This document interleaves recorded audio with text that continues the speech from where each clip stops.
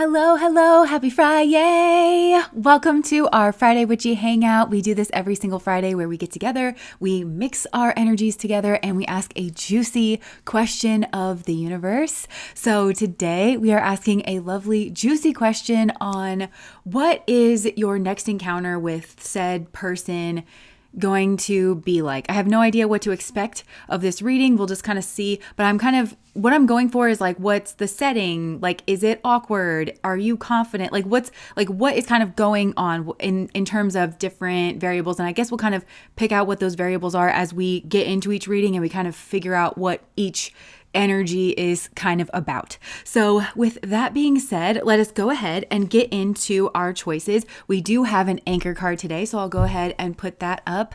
The anchor card, in case you're new around here, is sometimes we have one, sometimes we don't, and it's not one of the piles, but it is a common energy, and I feel like we read the cards together, so I like to make sure that you get a good look at all of the main cards for the piles, and the anchor goes into all of the piles in some way, shape, or form. So you might get a message off of just looking at this now, kind of relating to it now.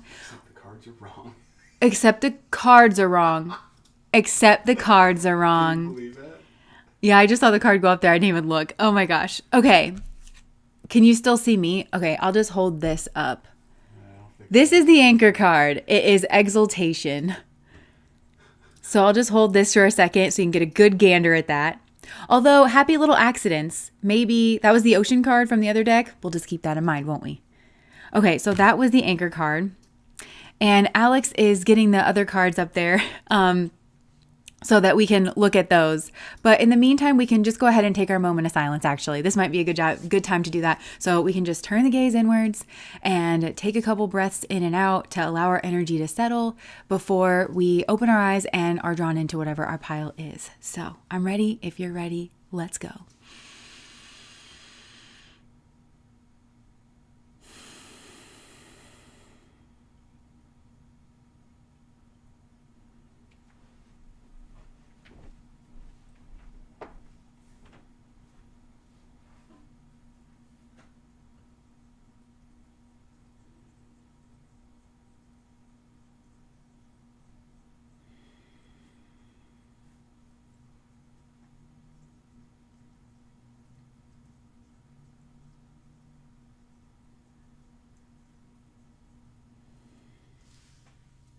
And whenever you're ready, you can open your eyes and be drawn into whatever pile or multiple piles you are drawn into.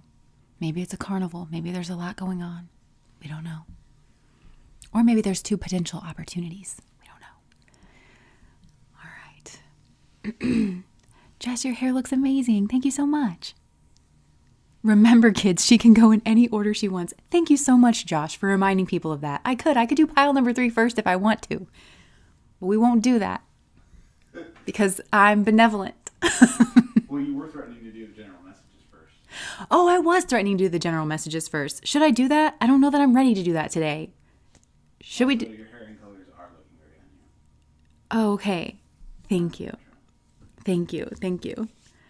I freaking love this deck. Oh, yeah. I know I said that 50 times already. Hey, when you love a deck, you love a deck. Okay, so if you need a little bit more time with the pile selection, you can go ahead and pause it here. I think I'm not going to do the general messages first just because I'm not prepared for it. I feel like you're probably not prepared for it too. We were talking about that because for those of you that stick around for the general messages at the end, a lot of times it just kind of like bleeds from pile number 3. And we were thinking a way to get around that was maybe to do it in pile number 1. But okay. So, all right, Spirit, for pile number 1, let's see.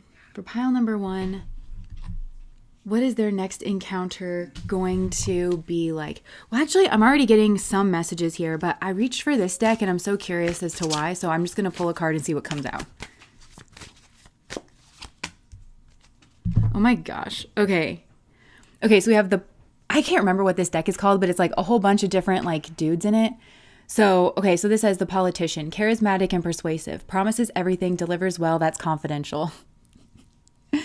Okay, and then we have the lifeguard came out, heroic and sun-kissed. Do you need the rescuer or the rescue? Okay. What an interesting combination of energies. Okay, so I'm going to set that to the side here because the message that I'm getting is I really honestly think it depends.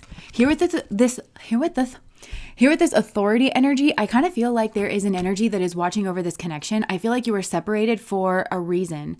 And I actually feel like there is some type of guidance that's coming in, like very, very high level guidance. And I'm hearing the Hierophant because this authority, when you really look, it's like holding this little like globe thing. It looks very like Hierophant, kind of blended in with king, blended in with emperor. I feel like this is maybe like a higher order, like masculine, like I don't know, energy that's kind of guiding over this situation. And I do feel there's been some type of judgment call.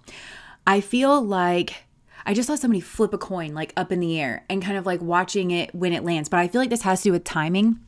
So I feel like right now, this is a situation that is up in the air. But the reason why you're interested in this and the reason why you're being informed of this is because it matters. It really matters. And I'm hearing it matters what you did. It matters what you've done and it matters what you will do here in this situation. So I feel like something has gone on in this situation, but there was, maybe, I don't know.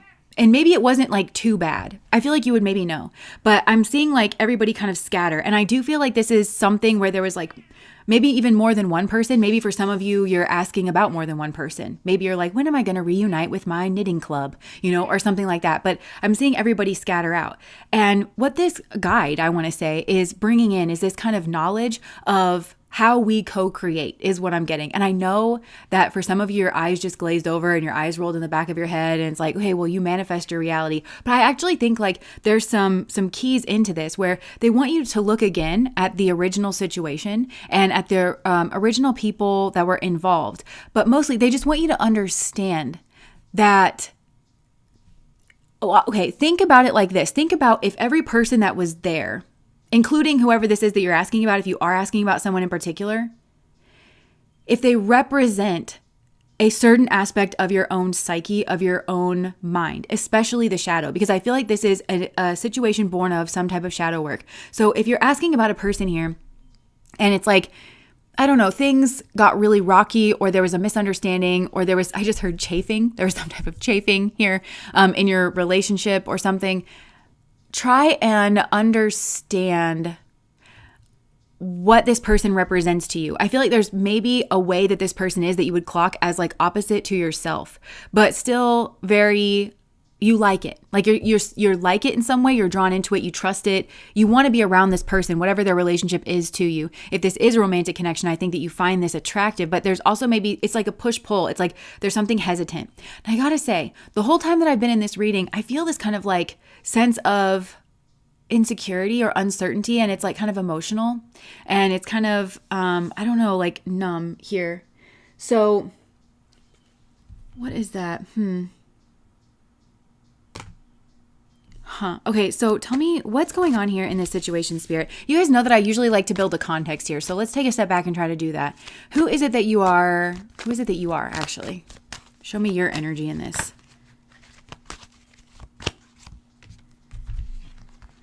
Page of Wands and the Six of Swords. Yeah, I feel like you're the one that's wanting to clear the air here, which makes sense. And I think maybe you're a fun person, a bright person, charismatic person. I think that's maybe how you're planning on approaching this person. Like you're hoping for some type of soft landing is what I'm hearing.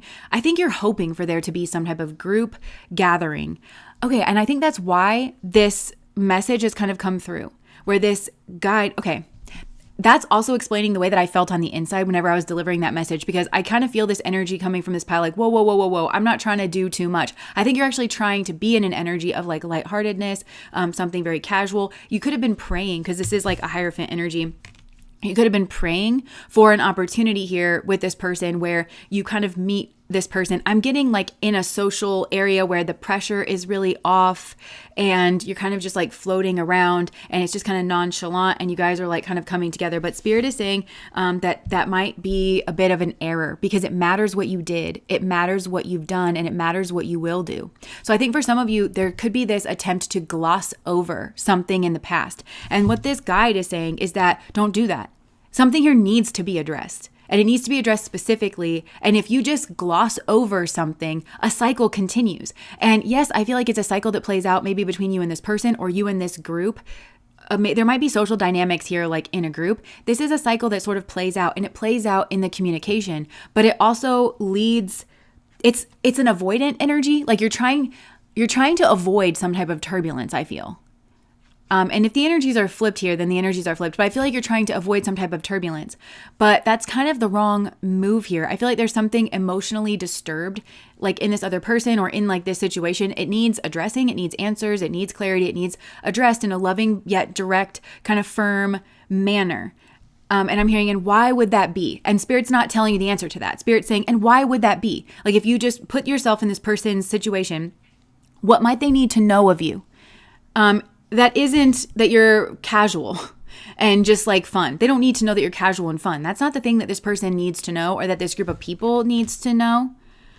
There's something else. I feel like there's a judgment here on this energy. So it's just something here is like kind of kicking the can down the road. And so while in the meantime, because I feel like this isn't being brought together just yet, I don't think it's on the books, basically. I don't think a return energy like a reunion, an encounter is on the books just yet. And it's because you're working on something or you're supposed to be working on something. And I just heard practice makes perfect, and you're doing something in a routine sort of way. You're doing it in earth energy. So you're doing it slow. You're doing something routine. You're very reliable. You're predictable. Oh, because what did this say? Something about predictable. Well, okay, so the politician, it says, promises everything, delivers, well, that's confidential. So I think it's something like being able to deliver. Like there's something here like what is it that this person would need for you to deliver? What didn't like happen last time? Was it, but I feel like this has something to do with like setting the expectations for yourself. So I'm kind of getting a blend of things here. You know how, you know the phrase that says, we teach people how to treat us? It's kind of like that, but it's like we kind of set expectations for ourselves.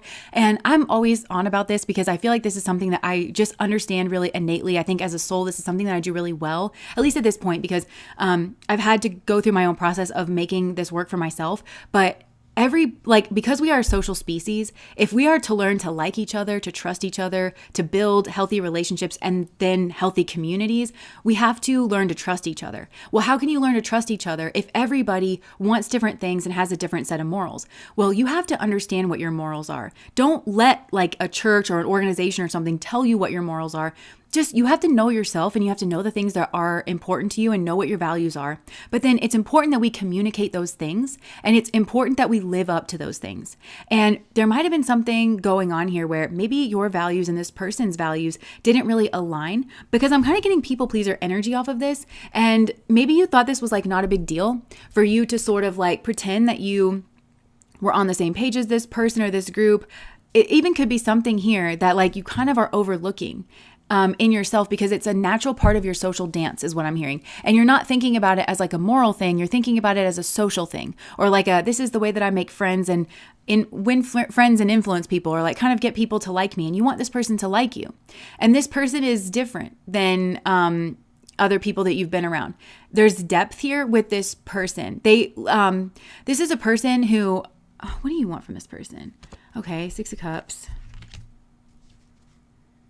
I feel like you want something back. Like you want like a friendship back. You want certain things to change. I think you want this person to recognize that you've changed. This is a person who I think looks for depth, but sees depth, but possibly doesn't even mean to see depth.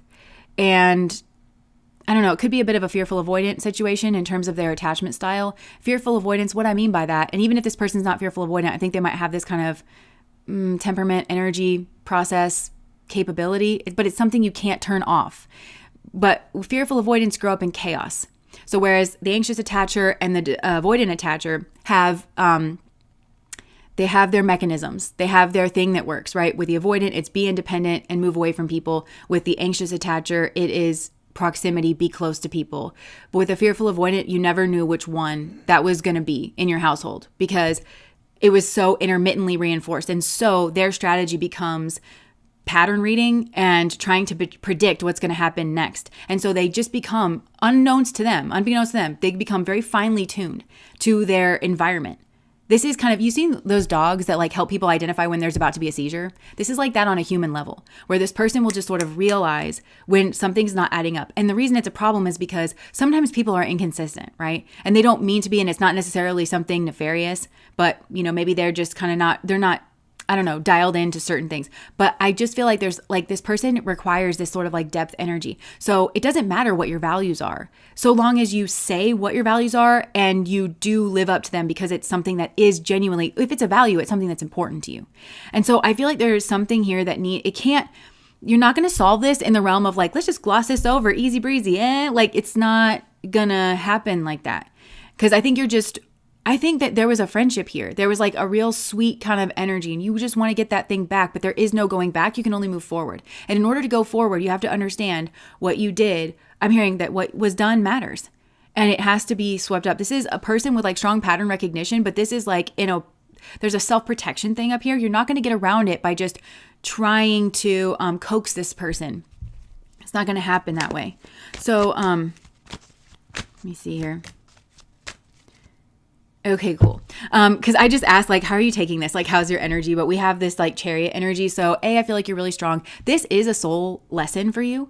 If you feel that this is a strong connection with this person, I would say so. I think you feel very strongly that you're meant to move towards this person. And you are, because that's your soul lesson forward. So, it's like you're meant to kind of, maybe for some of you, you're meant to move away from other situations. This is kind of the magnet that's like pulling you forward, not just towards them, but towards yourself. I feel like this is actually a very clarifying experience. And I feel like the process is the point here a bit.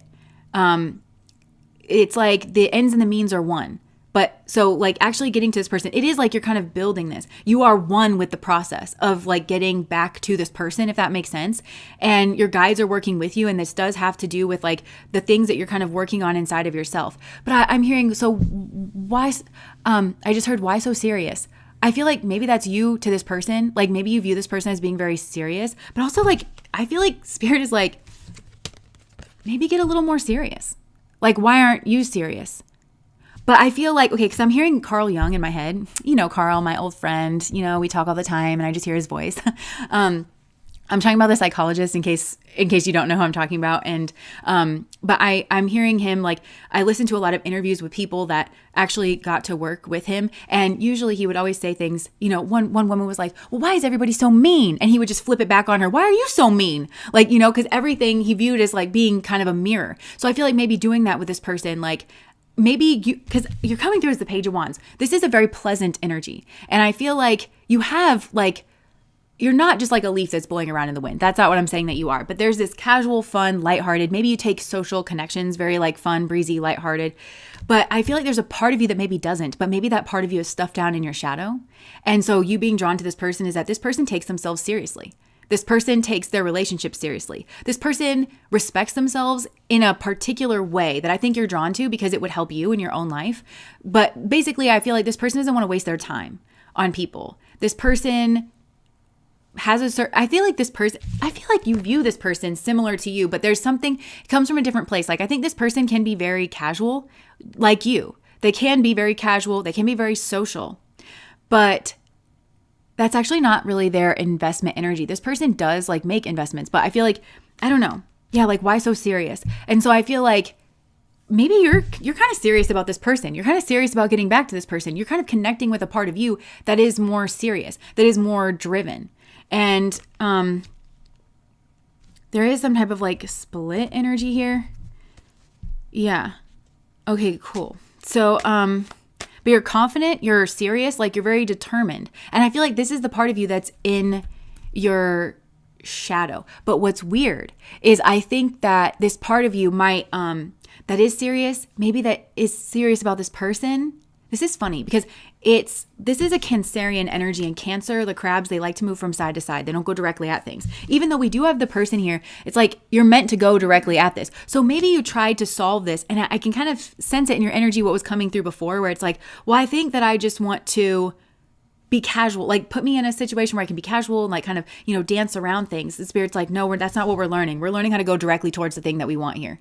And showing that you're serious. That is actually the thing that is going to make this person trust you. But you're going to have to say that you're serious about them, or that you're serious about whatever, friendships, or you're serious about healing the situation, whatever it is that you actually, I value you. Like, and this, why? Okay, well, I value you because you make me feel safe, you know, because this person, you know how when you build a house, in a lot of areas, if you can, you build a basement, or like you build a foundation that keeps the house a lot more sturdy. This person has a basement. This person has like a foundation to them, and it makes you feel safe and it makes you feel comforted. I think actually you like it. You want to move towards it, but Spirit's like, I'll do you one better. Build your own basement. That's what you like about this person. Let's build our own basement. So doing this kind of work as to why this person, you know, I think you kind of know that this is your soulmate. And you know that you're serious, and you know that you want to heal this, and you know that you want to move forward. And Spirit knows that too. And it's nothing that you're deciding in your mind. This is just your path. It really is. It's, remember reading Rainbow, and that rainbow that was like the road? I'm seeing that go like right through like your heart, like towards this person. It's just, that's where you're supposed to go next. And you don't really question it. But what if you did question it? Not in the sense of like knowing that it's wrong for you, but what if it's like start to get granular, start to get specific about why do you like this person?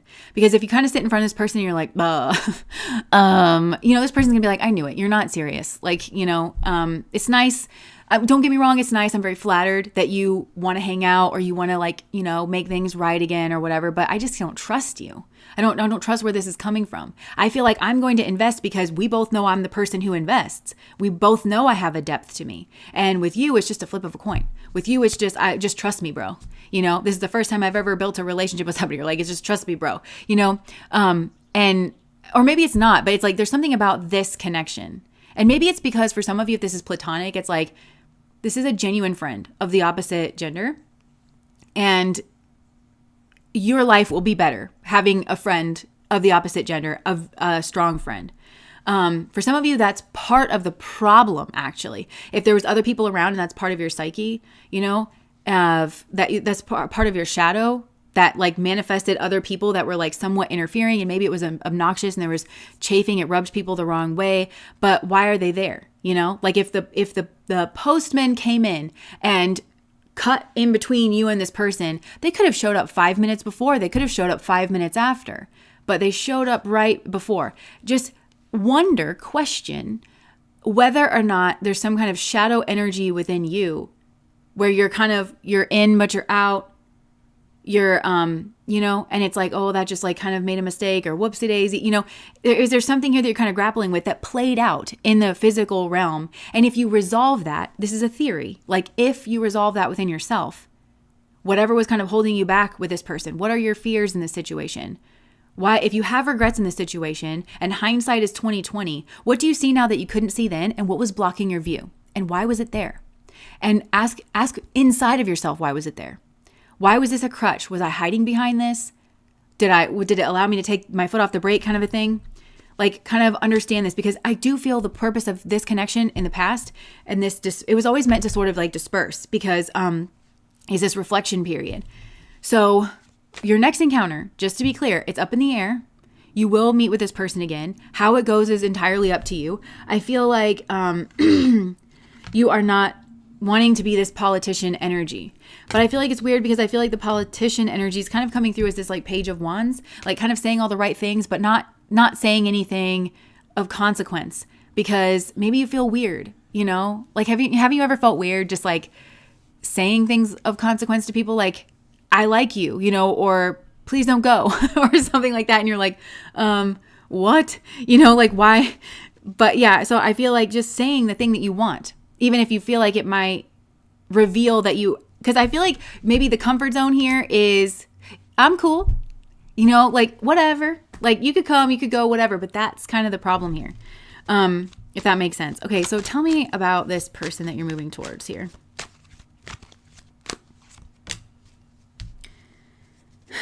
We have Judgment that just came out. Major Arcana for both of you. And then we've got the Four of Wands at the bottom of the deck. Okay.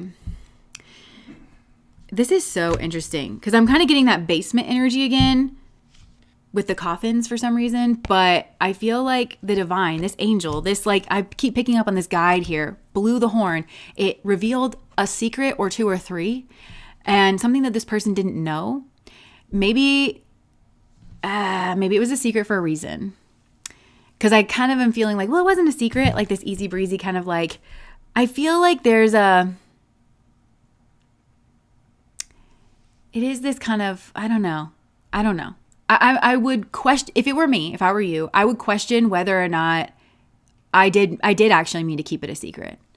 But there's just ways that my brain is telling me that I didn't mean to, because, oh, this or oh, that, So anyways, this angel knew that there were certain things here, possibly 3 things, that were like of consequence. They came out and it made this person doubt themselves. There are so many major arcanas here. So this is a strong soulmate connection. It really is. And there's several things being learned on both sides. And if you think it's just you, it's not. This person, I'm actually seeing this person learning. They have 3 major arcanas on their side. And so I'm wondering if they're learning more spiritual lessons here. Like, I'm seeing 1 on your side. But I feel like you are learning how to move forward, be direct, go towards something that you want. It's very active. This person, I think, is learning how to process what they're seeing, because whatever these secrets are, I feel like they were shocked when they came out, but I think they shouldn't have been.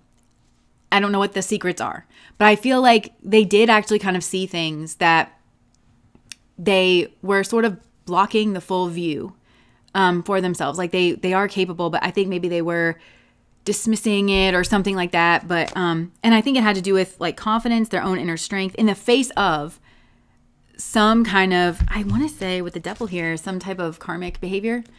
For some, this person's really not sure if you're a soulmate or you're a karmic. I'm seeing that you're a soulmate. I think you know you're a soulmate, but I'm not sure that this person is sure. They're not sure. This person sort of, so this is what you're up against and you don't see it that way. And so this guide is wanting you to succeed. So it doesn't even feel like it's on your side though. So I'm like, so this must be your guide. But it doesn't feel like that. It feels like a neutral guide. It feels like this is genuinely a soul connection. It feels like this is genuinely the path forward that I want to say like God has set forward for you and for this person. So the universe is on your side because of that, like just for a neutral reason, and wants you to kind of like figure this out.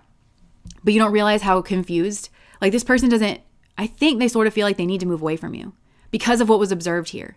And what was observed, I think, was something happened at like a gathering. And that's like what ended things, whether you know that or not. Because this person, the reason I'm saying that is because this person they have a touch of something here that makes them very sensitive, whether it's fearful avoidant, whether it's they're very intuitive, whether it's just they have this like, I don't know, feeling in the pit of their stomach. They pick up on things. This person picks up on things that they don't want to see. This reminds me of watching a scary movie when you're like, you know, like this, they don't want to see it because it's so jarring. I feel like this person must have a sensitive stomach is what I want to say. They have like a sensitive, something is very sensitive about them. So they've been very jarred. This is a person, I want to say, they have a lot of soul lessons. I feel like they're extremely psychic. I feel like they're extremely sensitive, but I think the things they've been shocked, by the things that they've seen, not just with you. This is, I want to say, I'm literally seeing an actual closet, from their childhood. They may have I feel like they could come from a family with lots of skeletons in their closet, and it might have to do with family. It might have to do with kids. It might have to do with like heavy stuff, but it's like mixed in with this scorpionic energy. They picked up on that and they didn't want to, and it made them feel afraid and it made them feel scared. And I think they were a child and they were very dependent, but they could have literally found something tangible, like something that scared them in a closet that belonged to some, like, I don't know what it could have been. It could have been anything. So, but it's that energy that's kind of with this person where they're like, I don't want to see, I don't want to look. And Spirit's like, you got to look, babe. You got to look while you're driving the car. Okay. Like, you know, it's kind of like that, you know? And this person is a lot stronger than they kind of realize. But so that same thing kind of played out with you. And, it confused them. It just really confused them. Look at this person's so scared. This person's so scared. They want to be brave and they want to be strong. They do. They want to like be firm. They want to be able to navigate. They want to be confident. And so Spirit is like, step one is being able to see this clearly, and you have the capacity. So, so that's the blockage here, is like this person saw something in you that is this shadowy, and it scared them. And then it got them up in their head and it got them stuck. And it got you defensive. And this is the reality of where you're actually sitting energetically.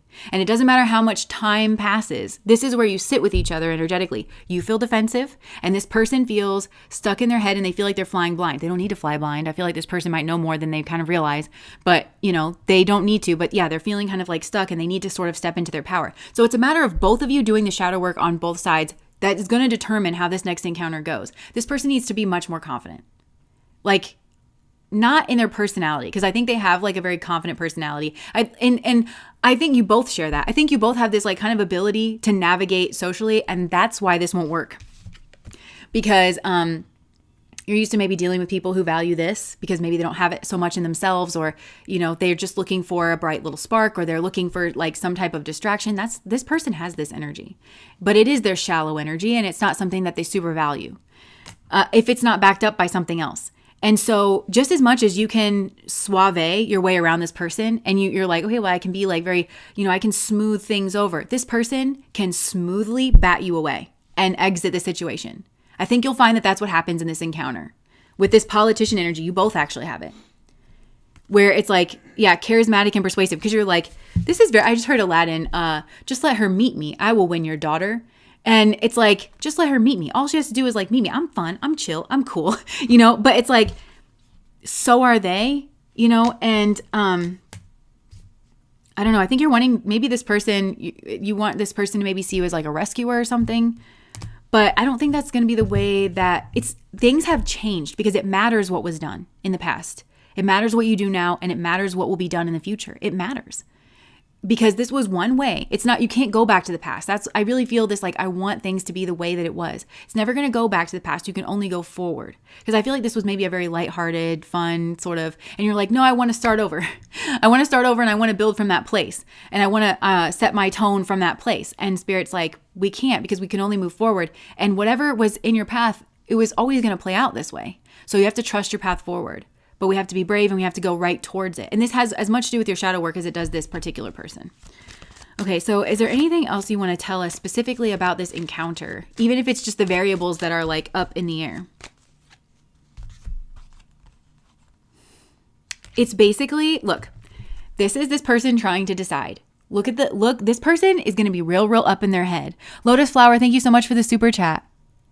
Jess, can you please name my black puppy? Love you. Oh my gosh. Wow. I don't know. Shadow? Don't name it that. Just only name it what you want. I feel like maybe we should all name it. I don't know. Okay.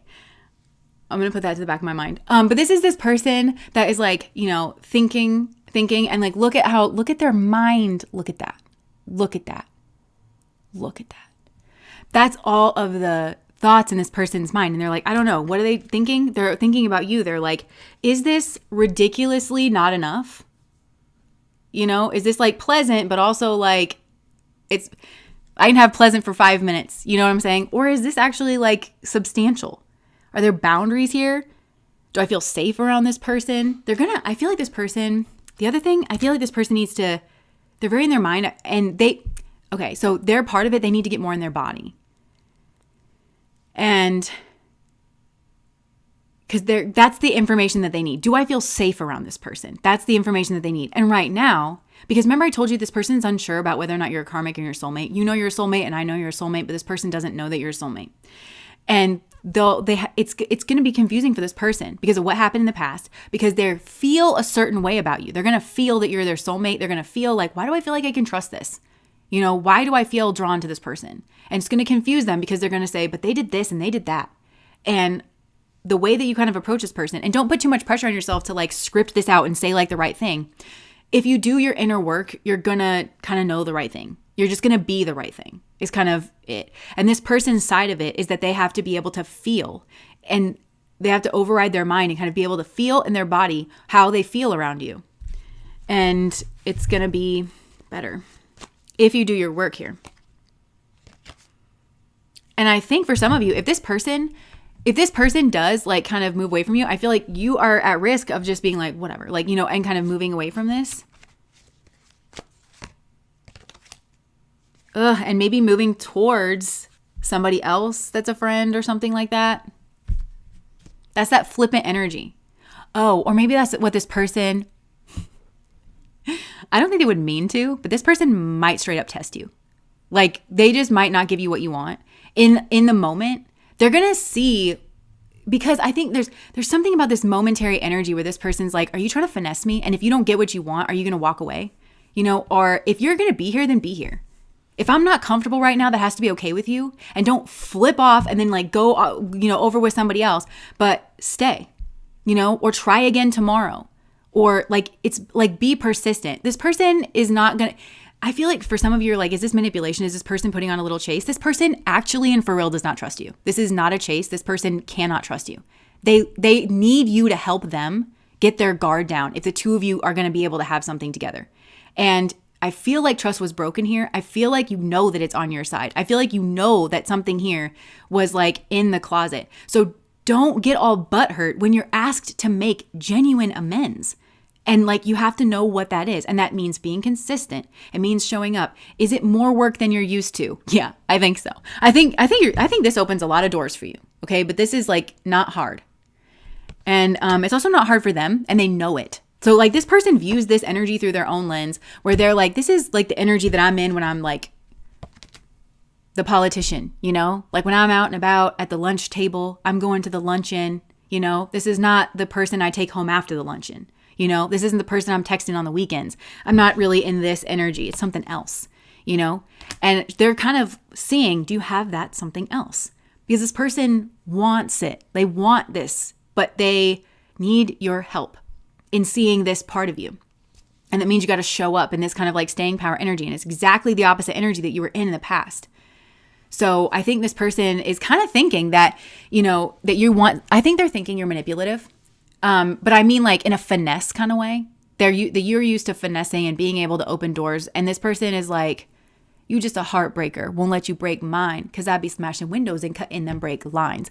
This is a person who I think is actually somewhat self-aware because they're like, I love and I love deeply. And I can't be with somebody who's like very flippant because I'd be cutting windows and smashing them brakes and whatever she says in that song. And I don't want to be like that.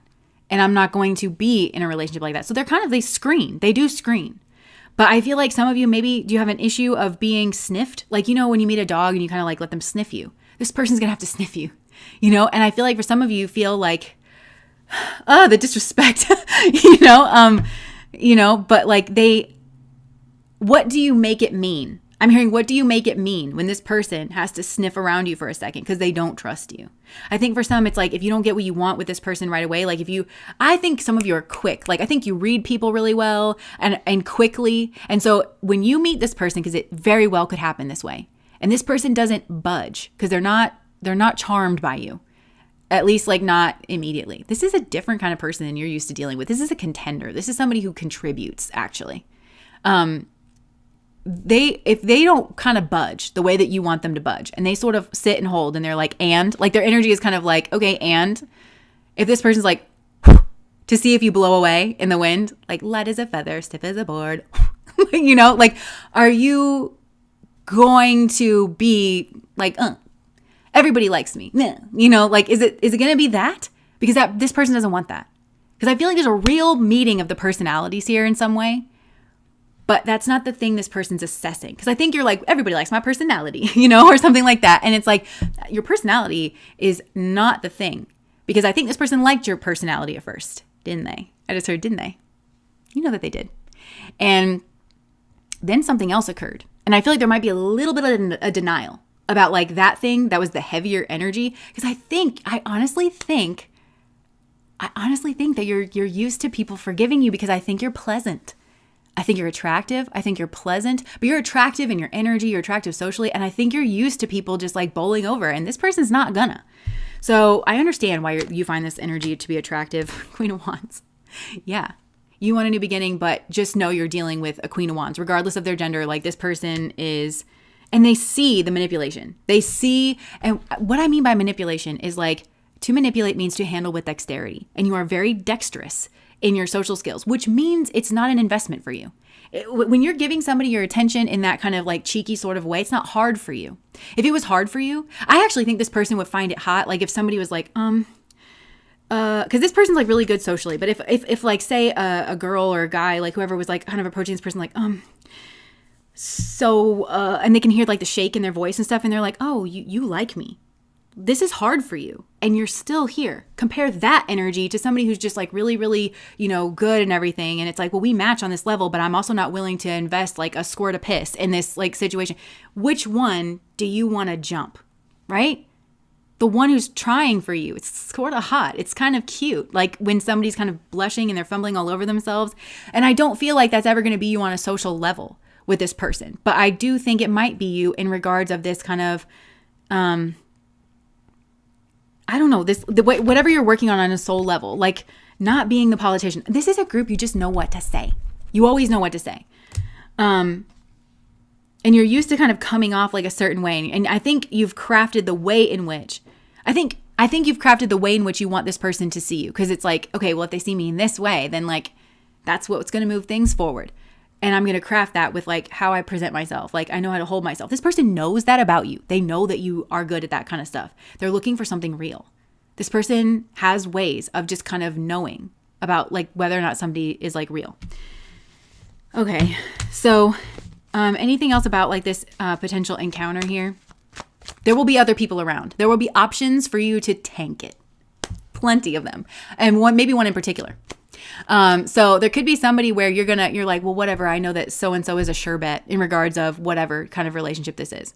Well, they'll talk to me or they'll this or they'll that. That person will be there and they'll be close. They'll be within eye line.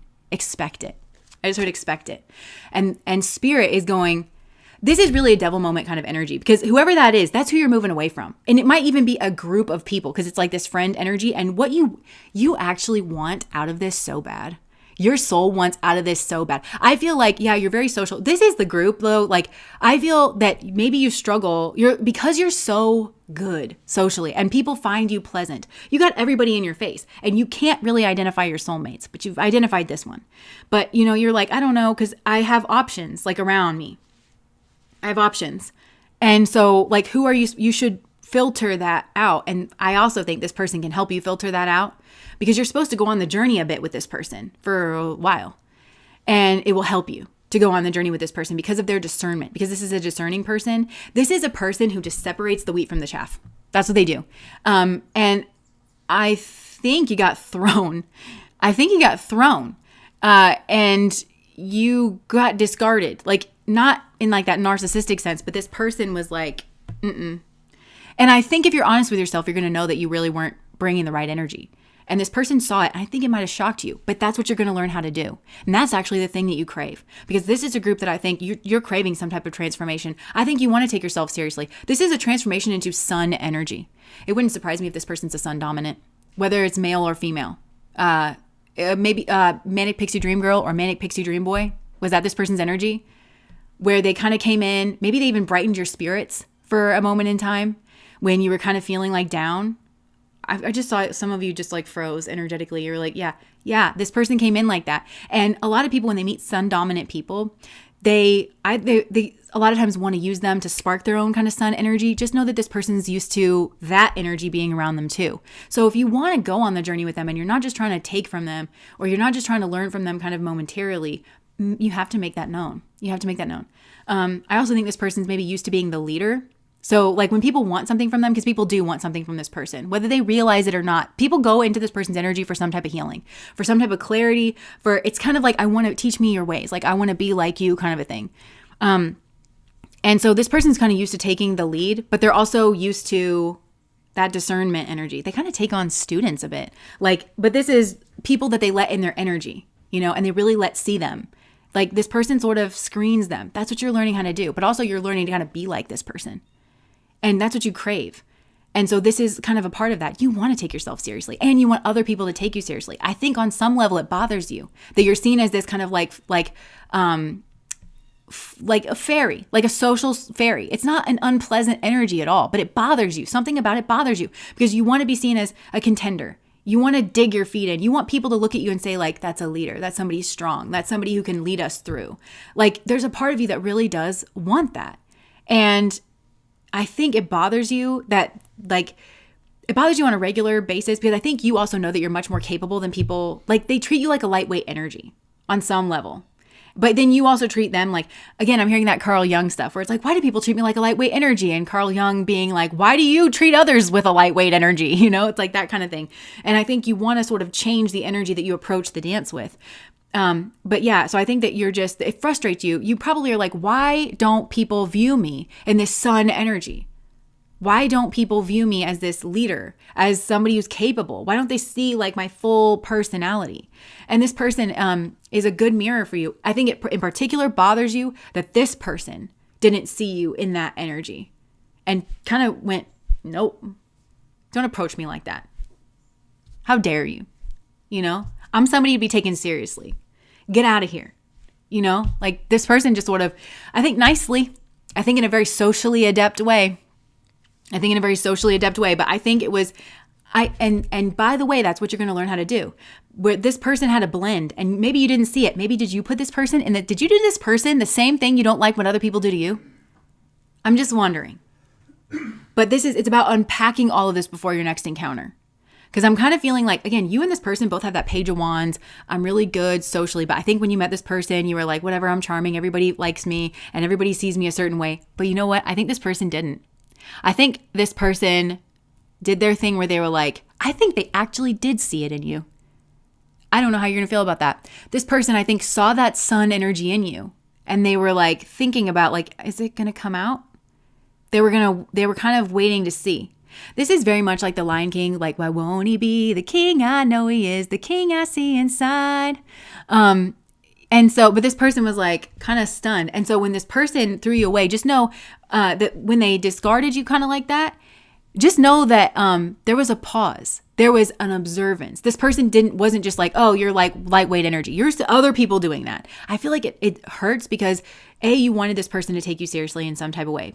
But I don't think you saw this energy. And I think this person didn't play into it because I think maybe there's something about you that plays into it. Like you think, oh, well, people just expect me to be this way or that way. So you follow the script kind of.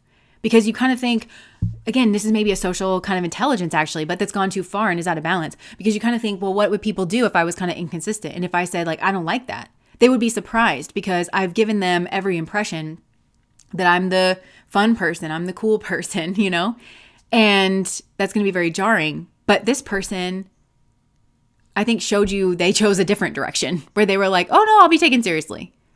You shouldn't, just because somebody's kind or nice or they crack jokes or whatever, doesn't mean that you should take their energy, you know, for granted, or that you should think that they don't have other skills or that they can't like say no or that they can't be a leader. So there's this sort of like dichotomy, and you're going to learn how to be that dichotomy. But people might treat you the same way that you treated this person still. But like this person was able to sort of put their foot down and then navigate and kind of, I'm seeing their foot go in and like kind of turn like their traction and like head in a different direction. And that is their leadership quality. Where they're like, I lead my life. I lead my life first kind of thing. So I feel like that's what you're sort of learning here. But you're working on it. And I think this has a lot maybe to do with a work environment and like, again, something kind of like routine. I don't know, where you're kind of always showing your skills or something here like that. Yeah. There's going to be a karmic relationship that is a test of you skirting around this. Yeah, you're really confused about happiness. So this is about you pulling all of this apart. Because I feel like for some of you, I feel like there was like moving away from something that you thought was like a wish fulfillment. But I feel like it was something that where you basically got to sidestep this kind of like routine pentacles energy. That is you sort of, I think, working your way up in a work environment.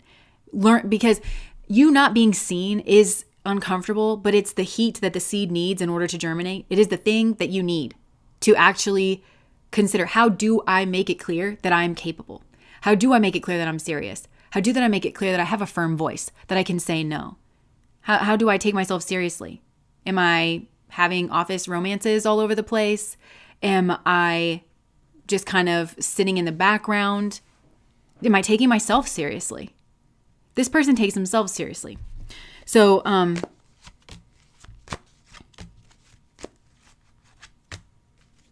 yeah. And I think you see other people around this person, and that also might be another part of this encounter that you're going to have. To whatever degree, I think you're kind of working through this, because there's fear, there's shadow energy of, all of these energies that are around this like beautiful maiden that's like talented and everything. Those are the fixed signs. These are contenders. These are people that know who they are. These are people that have that kind of traction energy in one element or the other. So these people are going to be around. And it depends on how much of this you integrate in yourself. As you start to integrate your leadership qualities, this strong fixed energy in each of these different elements, they'll start disappearing. They'll start disappearing. How many contenders do you want around your person when you approach them? It's up to you. Okay, so that's what I have for pile number 1. My little deck thing here is not coming through. It's, hey, baba. I just messed it up. But I was waiting for it for like several minutes too, and sorry. But momentarily we will put the cards back up. I'll just have a little drink and stare at you. You look great today. How are you feeling, huh? You feeling good? Hope you didn't catch the diarrhea bug that's going around. That sounds like not a good time. Oh, we've got the cards up. Thanks, babe. So we just if you're just joining us, we just finished pile number 1, which is the Exaltation, and we're moving on to pile number 2, which is Assertion. And we do have the anchor card. I don't think that I showed it again, but it's the Exaltation. Yay! He's very misogynistic, and Source God used me, a woman, to teach him about what balanced masculine energy actually is. Do you know if you're Sun dominant or Mars dominant? Just out of curiosity. Not the diarrhea bug drive-by. Just casually mentioning diarrhea in our conversation. Maybe that's a pro tip you could use. Okay, it's not. You shouldn't do that. Okay. Please don't do that. About how you're throwing up the cards. Oh yeah, I'm throwing up the cards. Throw this up there. We have a lot of very visceral language around these parts. Aries sun. Okay, yeah. Nice. Nice. Ooh, yes, he's studying you to encourage. Oh, gross. I have proudly accepted I am a cosmic inconvenience for mediocre men. I want that on a shirt.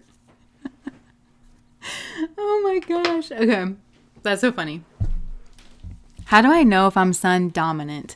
Well, in Vedic astrology, it just depends on, there's a few different ways, but like your top 3 nakshatras, your sun, moon, and rising sign, and the planet that rules over those nakshatras, you have a dominance in that. But if you have a planet sitting on your rising sign, sitting right on your ascendant, or if you have a planet conjunct your sun, closely conjunct your sun, closely conjunct your moon, then you can be that kind of planetary dominance as well.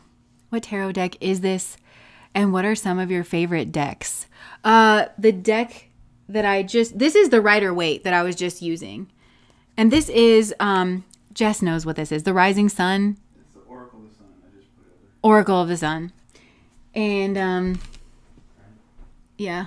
I don't know about my favorites. Oh, actually, I can tell you guys, I just got this one. Oh, the Radiant Sun. I just got this one. It's called Urban Truth. And I really like that for an Oracle deck. And also the Everyday Witch Tarot is something that I really like. And the Light Seers Tarot. Okay, so moving on here to pile number 2. We've got the Assertion. Okay. My friend just said that you look like Courtney Cox. Well, thank you. Your friend is so nice. Oh, okay. Alex got the box here. Oracle of a Radiant Sun. Look like that. Carolyn Smith. Just for those who care about it. Okay. Thank you, Sunny. Okay. So, pile number 2, what is your next encounter going to be about? Interesting. Okay, I wanted to get a regular tarot deck, but I reached for the What's the Gossip card. So I wonder if this has something to do with gossip in regards of your next encounter. So, Spirit, what wants to come through here in this deck? Oh, no. Sorry, it's gonna be fine. So we got the plastic smiles, and I feel like there's something to do with gossip. So look at these people's faces, okay? Doesn't that just give you the willies right up your spine? Okay, fake kindness, forced friendliness, hiding resentment behind smiles, friends in name only, and then at the bottom of the deck we have Ascension. Okay, I told you it was gonna be fine. We freaked out over nothing. Okay, so I feel like you, or this could potentially be your person. Take this however it's happening for you. But I feel like you're actually rising above this with this like Ascension energy. It says spiritual growth, higher awareness, next level consciousness, elevating myself. So I feel like somebody here is like really not taking the bait, or they're not interested, because even in this Assertion card, if you can see here, we've got this like knight guy, and then we've got this like dragon. And look at the body language of the dragon here, because that's its head. And it reminds me of like cats. If you've ever seen cats like fight or play fight, like one of them will kind of get like really low and like look at the other one, and its like tail will be kind of like flopping, you know. But actually, I think the one in that lower position is the one that's like the most scared. Is that right? Or it's like the most feeble? That's the way that's coming through for me. So I kind of feel like there might be like a repeat of this situation where you're dealing with, I think, a group of people here where there is like some type of gossip involved. You are ascending, or this could be your person. I don't know where you sit in this. Be honest with yourself. But I think for most of you, this is you kind of ascending and not really like taking the bait here, and actually being able to defend yourself.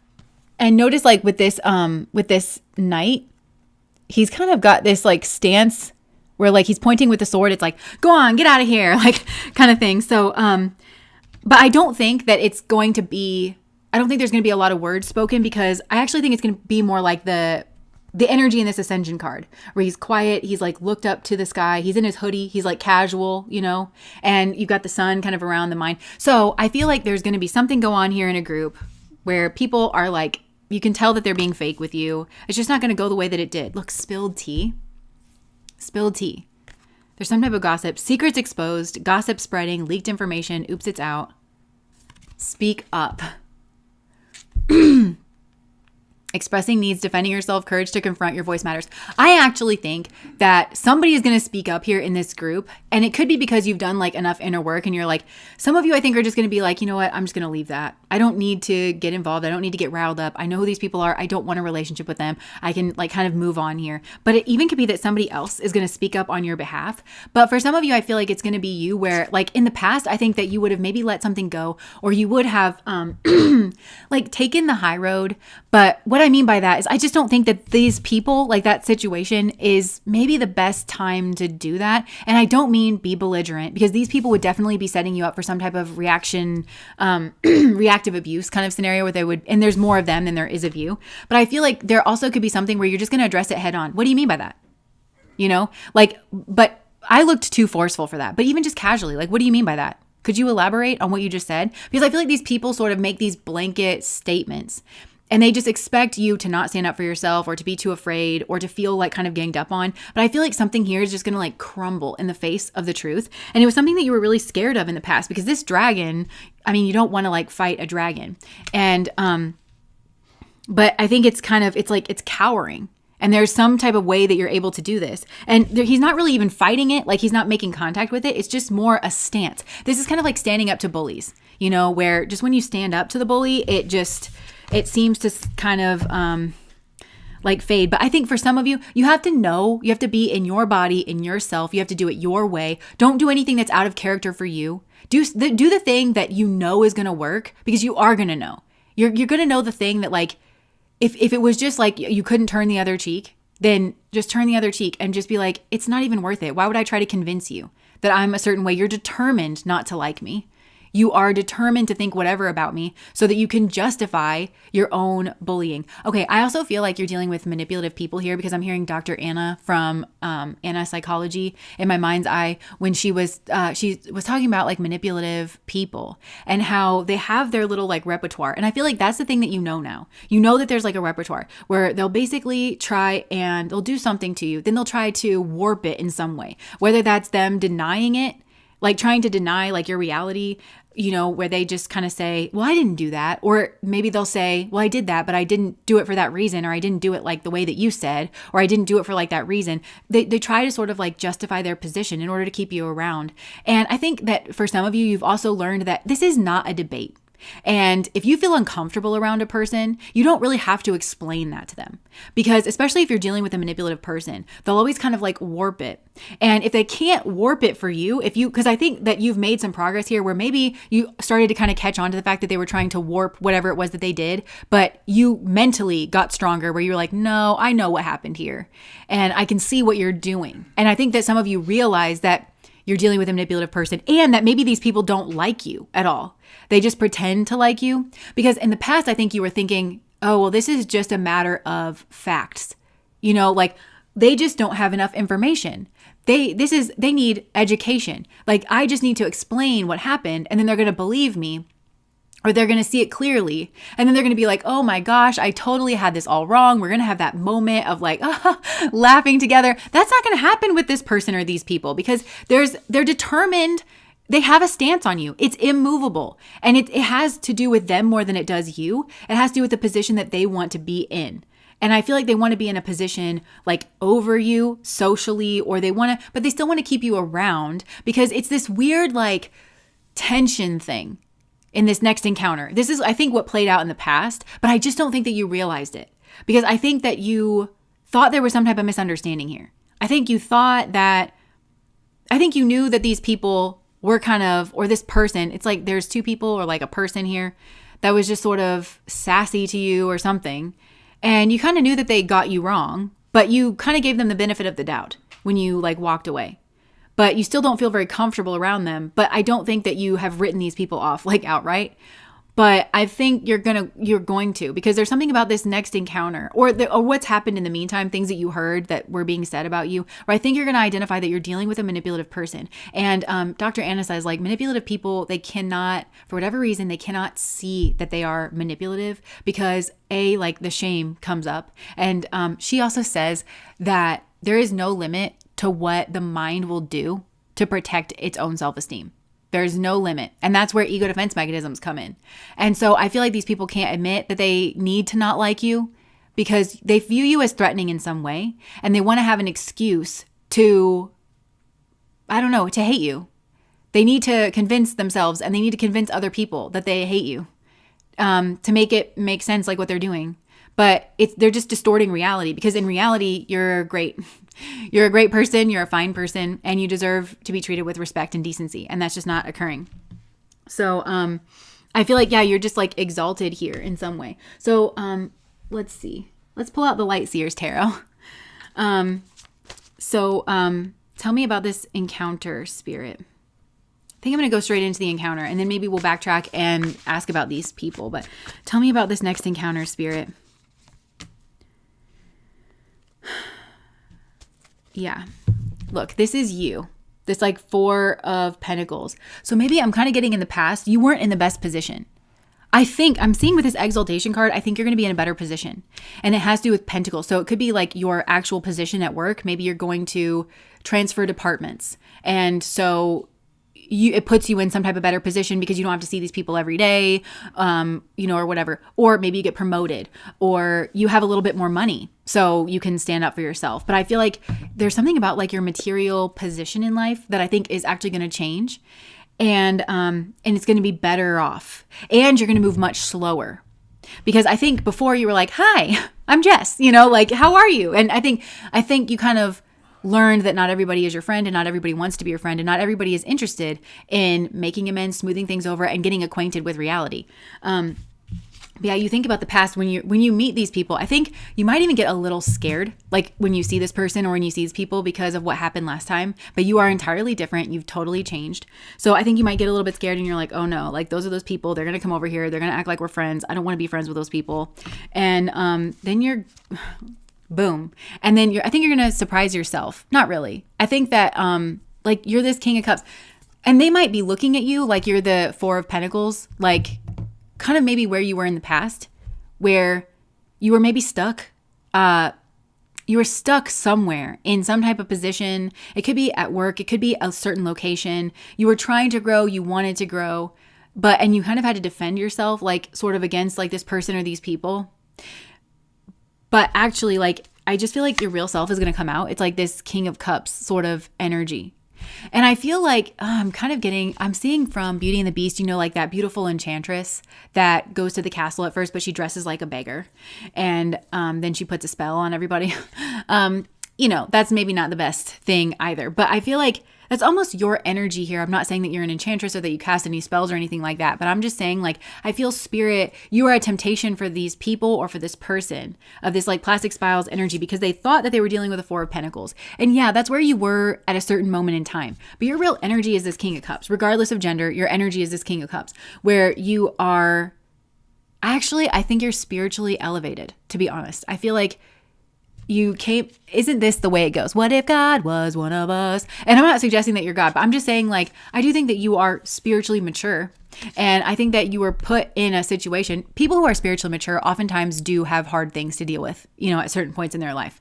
And so I feel like you were in some type of situation and there was some type of temptation to gossip about you or to try to control you in some way because your energy is big. And I think they sort of felt that on some level, they a bit felt it and they kind of almost thought better of it. But I think these people or this person, I'm seeing 2 people here. Like they sort of thought they could fuck with you. They sort of thought that you were less than you actually are. I'm talking about spiritually. And they're wrong about that. And I feel like you're going to have more friends around you, actually. And I mean soul friends, spiritual friends. And you don't even have to know these people. But it's like these are souls that resonate more with you. And like they're going to have your back if you need it. Like in some type of way. I feel like even if they're not necessarily meaning to, like, again, I use this example in pile number 1 where it's like say the mailman is like dropping off a delivery and just at the right time as these people are trying to approach you, it feels kind of like that because I feel like, your service has been rendered. I just heard your service has been rendered. I think spirit moved you.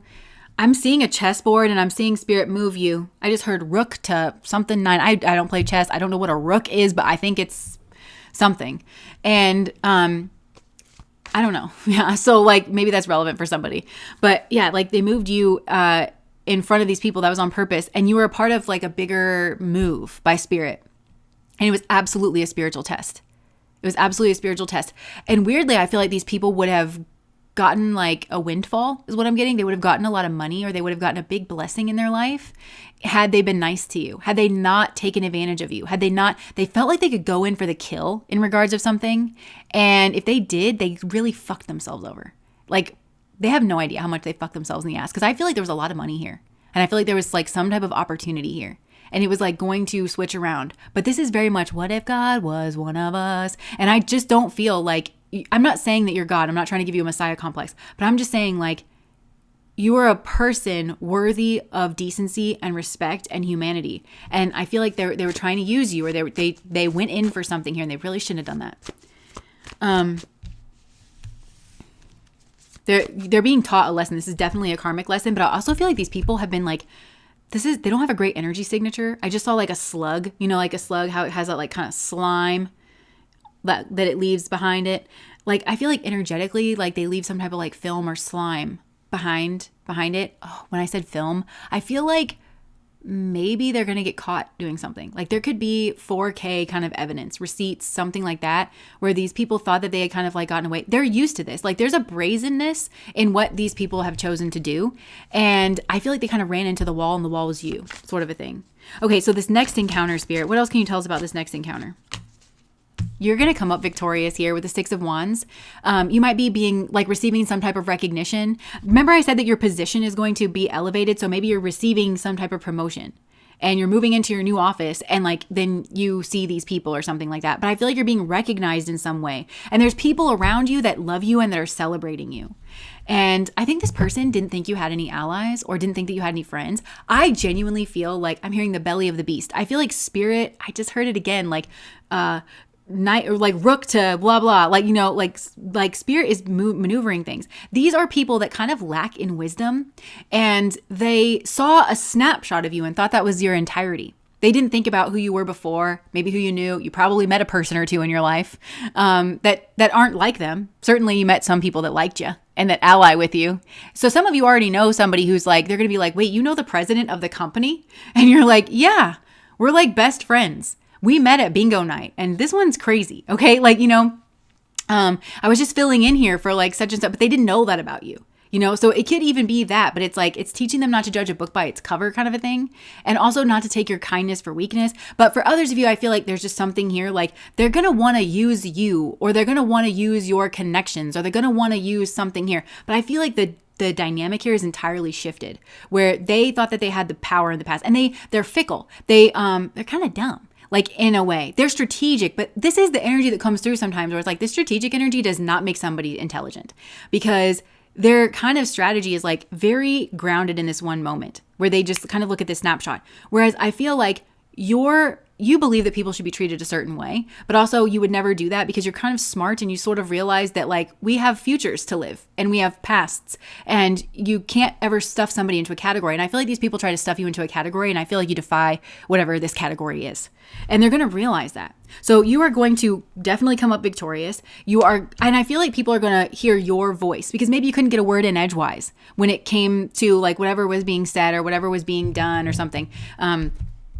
Like they got to control the narrative in some way. They got to pretend to be your friend. They got to lie to you and other people allowed them to do it. I don't feel like it was very many people, but I do think that you were outnumbered. And there could be a certain level of karmic testing that was going on for the people around these two as well. But yeah, I just feel like you are going to be in this kind of I think you're going to be able to drop your stress level. These people are not a threat to you.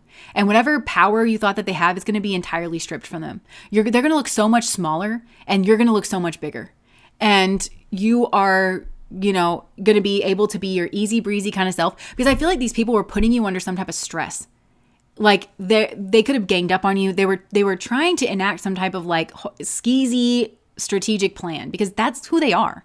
Like really, truly. And I think that's what Spirit was trying to get them to see in your mirror, like your skis. Okay. Like stop being a skis. And look what happens when you're not. Like there tends to be a ace up your sleeve, I just heard that Machine Gun Kelly song. It's like, because aces tend to stay with dealers.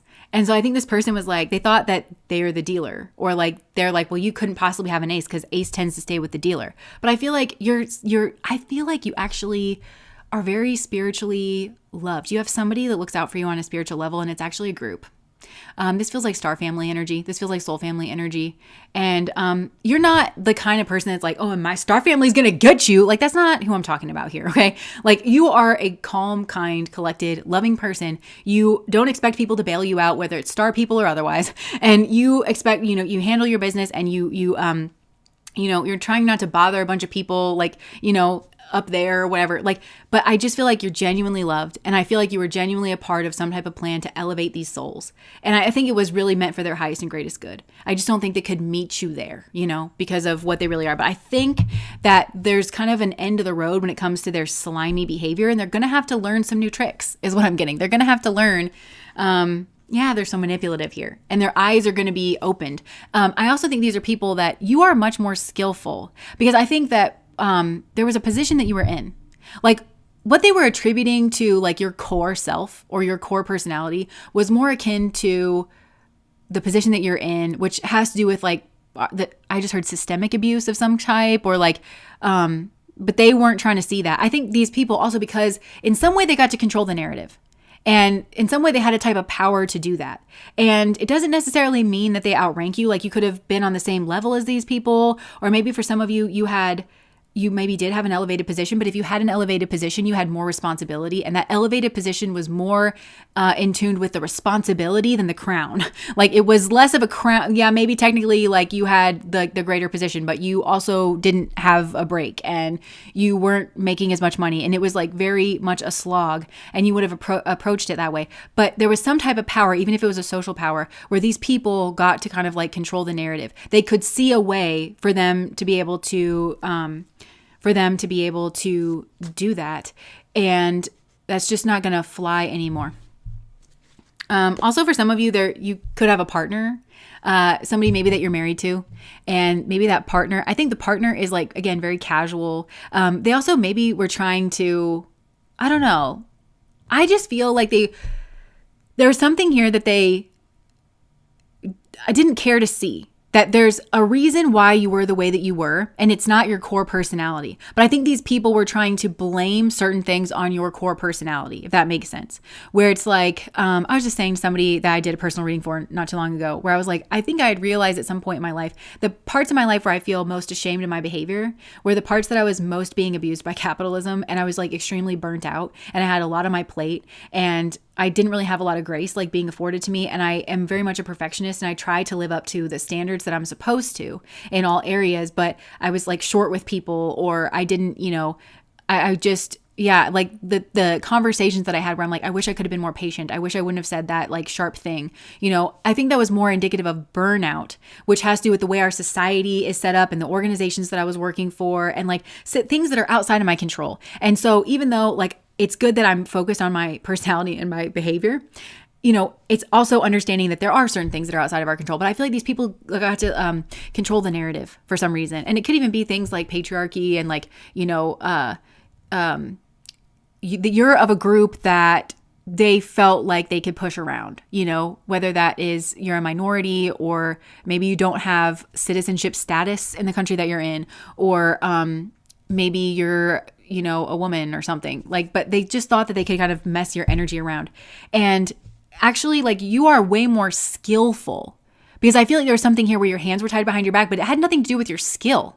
It had everything to do with like the shit organization you work for, or something like that, where, I remember taking an industrial organizational psychology class, and there was this company I was working for at the time. And every time we would raise our hand to like talk about the company, he had to ask me, he was like, can you talk about any other company? I understand that you work for them now, but they run like shit. And he was like, and let me guess, like everything here runs like shit because they hire everybody. It's seasonal. So they hire like 300 people at one time. He heard that one fact and goes, and let me guess, it runs like shit. And I was like, yeah. And that made me feel less crazy because he was a professional. He needed to know one thing about it and just said what all 300 people at one point or another was trying to say to the leadership of that organization in one fell swoop. And he's an expert, in his field. And yeah, so I feel like there's something here like that, But they got to control, they got to make it seem like it was you, but it's not you. It's not your skill set. So there's something here where that skill set is really going to shine in a way that they can't kind of skirt around it. If they told lies about you, those lies might be found out in this next encounter as well. You are blessed. This is like a blessed group. And I really feel like, I think that you were really having to work hard to maybe bite your tongue or whatever. But I think there's a gift here in this next encounter where you're going to be around these people. They're going to be in your face. They're going to try to act like your friends. I think they want to use you or they want to use something you have or somebody that you know or something like that. Like, oh, hey. And they're just going to act like nothing fucking happened. And you're going to be allowed to be yourself. And you're not going to have to be because I feel like you had to be so self-protective, so aware of what these people were doing to really not step in it in the past. You get to be yourself. You get to let loose. You get to not worry about these people because they truly will be of no consequence. Truly. There's something about their sting. They already use their stinger kind of thing. The Rain Be Wavy. Nice to see you. Thank you so much for the super chat. I hit a crooked supervisor with a Rico and now nobody wants to play anymore. The gossip group is neutered, disbanded. Yes, I'm heavily marginalized. Yeah. And it sounds like you were the one to even do that. Like you took your power back. Okay. So anything else? Yeah. It just keeps saying the same thing that you're going to be in this elevated position. And it's so funny because people are trying to get your attention now. I feel like they were trying to get your attention in a bad way in the past, where they were trying to like rattle you. But now they're trying to get your attention in a good way, where they're like, let's be friends, let's ally. And you're like, I would never introduce you to my friends because my friends are my friends and I care about them. And if I've seen you in action, because the best view from a man is from below. The Odyssey taught me that. That's not a spoiler alert. But yeah, the best view of a man is from below. And I actually feel like this is a gift for you because I feel like maybe these were karmics. And so I think you kind of agreed for this. I don't even think that your karmas meant that you needed to be in a lower position than this person or these people or like at their mercy in whatever way this was. I don't think that your karmas actually dictate. I think you were on favor from spirit. A, you were doing a solid for spirit, but B, these people, I think there's something that you couldn't see about these people or this person in the past. And it was because you've always been on the same level or above them. And that's what your karmas dictate that you get to be. But I think you were like, yeah, send me in where they have some type of ability over me because the best view of a man is from below. And then, so you're going to see something here about this person or these people. Oh my gosh. And oh my gosh, this is like a very blessed group. You have really, I feel like, yes, you've overcome certain like karmas and demons, like maybe here within yourself, but you kind of fought this dragon and I feel like you sort of fought it on behalf of spirit. And I think you're getting a wish fulfillment in regards of like lovers and in regards of friends and with this stability with the 10 of Pentacles.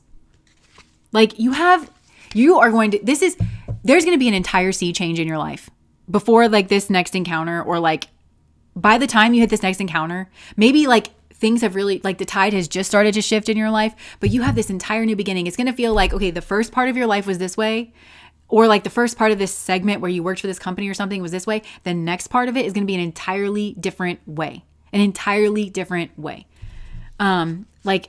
the better, like things are going to improve. Yeah, I feel like you're going to get some type of offer here from a King of Pentacles. So this could be like on a love level, but this also could be like job opportunities. So this is really, really great. So you basically just have the upper hand. Is there anything that you want to say, Spirit, about like the setting where this is going to be? I feel like it's going to be on some type of neutral turf, but it's going to be on your turf at the same time. Like it's neutral, but energetically, somehow you still have the upper hand. But it's not like entirely, it feels like maybe a public space, but you have the upper hand in some type of way. I think, yeah, because you did a hard thing here and you took responsibility for your part in this cycle. I think some of you took too much responsibility here in the past. I think that you actually, while these people were doing no shadow work and where they were trying to manipulate you, and, I'm hearing Dr. Anna again, because when you deal with manipulative people, if they can't warp the situation, well, even if they do warp the situation, and especially if you were around people like that when you were young, then you can start to doubt your own self. You're like, well, maybe they didn't really mean it, or maybe this, or maybe that. But you have worked through that. You're learning to trust yourself over these people because you have been gifted. And this really was a gift. Like your encounter with this person or these people, it really was a gift because the best view of a man is from below. And so that was really a gift because now you can't be fooled by them. Because no matter what they say, you've seen something, you've experienced something firsthand. They can't gaslight it away from you because you viscerally know it. And so you're not going to be gaslit, and you've taken responsibility and you've moved away from something. And I think that's what you needed to do. And it caused some type of like blockage. Even for some of you, you left a place that was your own remit or was meant to be your own remit. Like you were meant to be like installed there, but Spirit was like, I guess Scar's going to take over Pride Rock because otherwise nobody else is going to learn any lessons. When you have Mufasa or when you've got Simba, metaphorically, you keep them there. And they look after you, you look after them kind of thing. Otherwise, Scar is going to take over Pride Rock. You feel me? And these people have that Scar kind of energy. I know that your powers of retention are as wet as a warthog's backside and thick as you are. Pay attention. My words are a matter of pride. Like they're getting all those like hyenas all like, and the hyenas, they laugh, right? So they try to get people to laugh, but it feels like they try to get people to laugh like at other people's expense. It feels like, how like nowadays, a lot of things, I like comedy as much as the next person, but there's a lot of things that like are not comedy. It's more like, we were talking about this the other day. It's more like this kind of shock jock thing where it's like if comedians can say something that just like kind of shocks you, it's supposed to be funny. But like, even if you are genuinely shocked, it still doesn't mean that it's funny, kind of a thing. But yeah. And anyways, and then I listened to this one guy. I'm not going to say who it is because it's very much a commentator, a political commentator, but he makes this really good point where he was like, there for several years, all comedians had to do, lazy comedians and comedians that weren't very funny, was to just kind of come out against like woke and like make fun of woke and be like, oh yeah, because like now you have to, put your pronouns in your emails, and like it's not really actually like that funny. Maybe it is kind of funny a little bit where it's like, there's so much expectation. It's funny from the lens that there's so much expectations on all of us. And it's like one more thing that you have to kind of do. And like, but it's not really that funny. And like, it's certainly not funny if it's like at the expense of other people. And like, but that went on for like a long period of time where you didn't really have to be skillful and you didn't even have to be punny or like clever or like actually make some type of point. It was just like the lowest common denominator there for a while. And so I feel like that's who these people are, where it's kind of like that.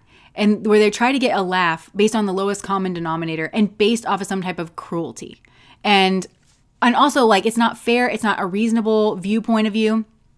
And it's not like even true. And I feel like that's just, yeah, I do feel like that you were like maybe laughed at here, but whatever they were laughing at in regards of you, it wasn't even true. Like, it's not even the true reflection of who you are. It was who they wished that you were so that they could feel superior in some type of way. Okay, anything else about this next encounter?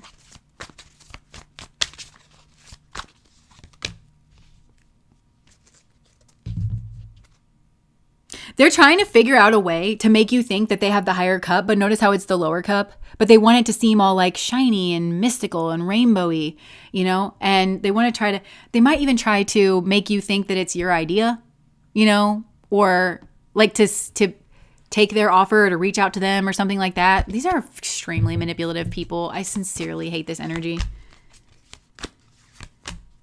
Yeah, these people are karmics. Like, I think you already know that, but like, this is their options that they give. They're trying to figure out what to put on their lure, basically.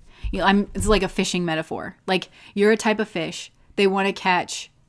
Oh my gosh, I saw on one of the dating shows, I saw like a clip of this where this guy was asking this girl a question. He was like, I've been wondering this all day. Like, what kind of fish are you? Like, if you could be a fish, like, what kind of fish are you? And I just thought that was funny. It's like, that's what you've been wondering about? Like, you've been on this date with this girl and you're like, I've just been wondering this the whole time. Like, what kind of fish are you?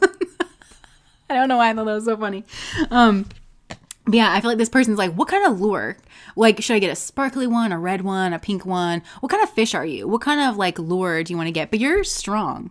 And you're also like, you have this dichotomy here. And it is like the strong leadership thing, but it's also like the sensitivity, the vulnerability, the empathy. You have this like kind of mixture that this person sort of doesn't know what to do with. Again, you define a category that they tried to put you in. You defy it.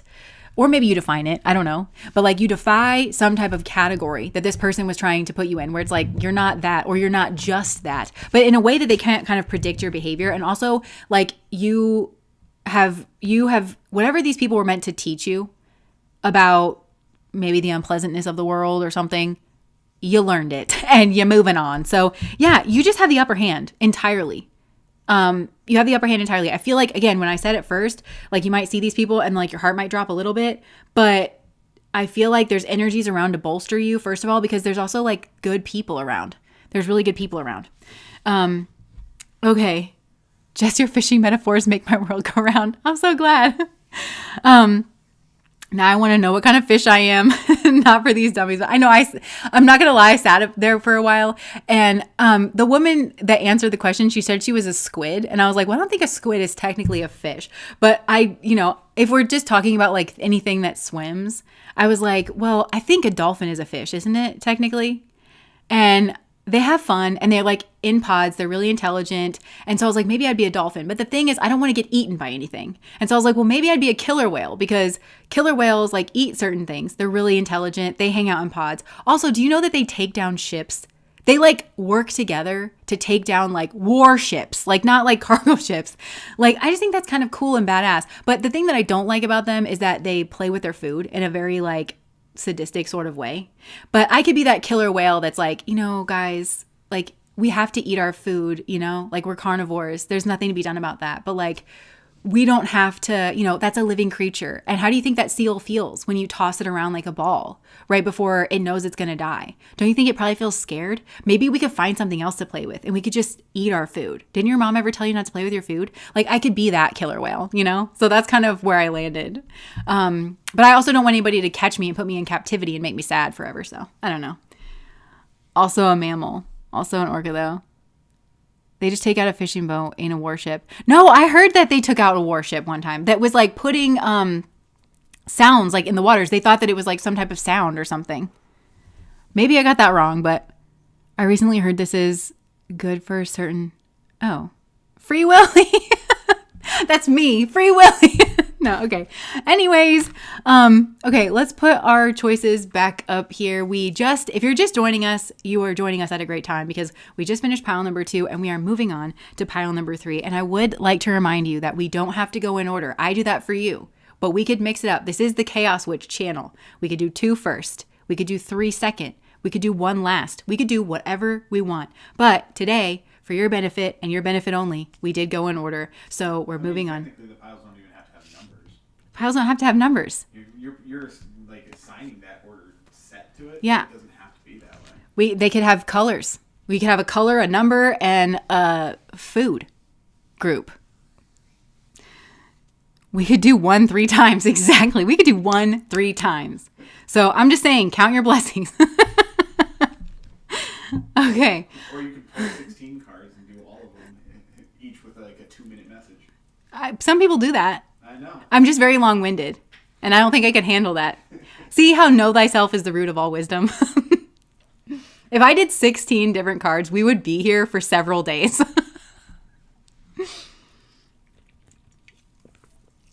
I would look so haggard by the end of it, but I would still keep going.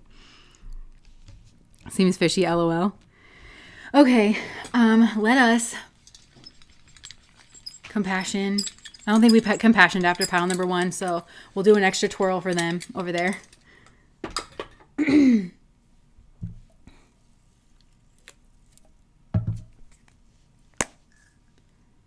Okay, little gloss. I just Googled barracudas and I'm not mad at them.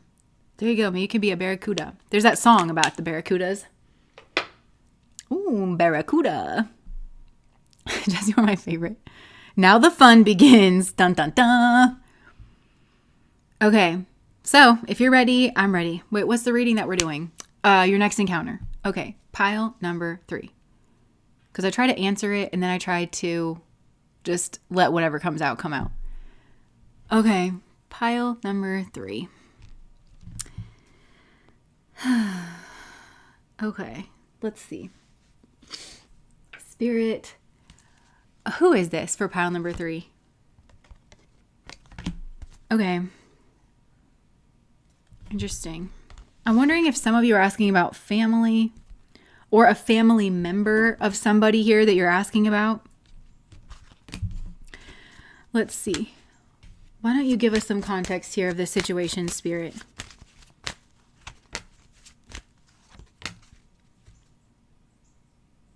Jupiter, Earth, and Aries.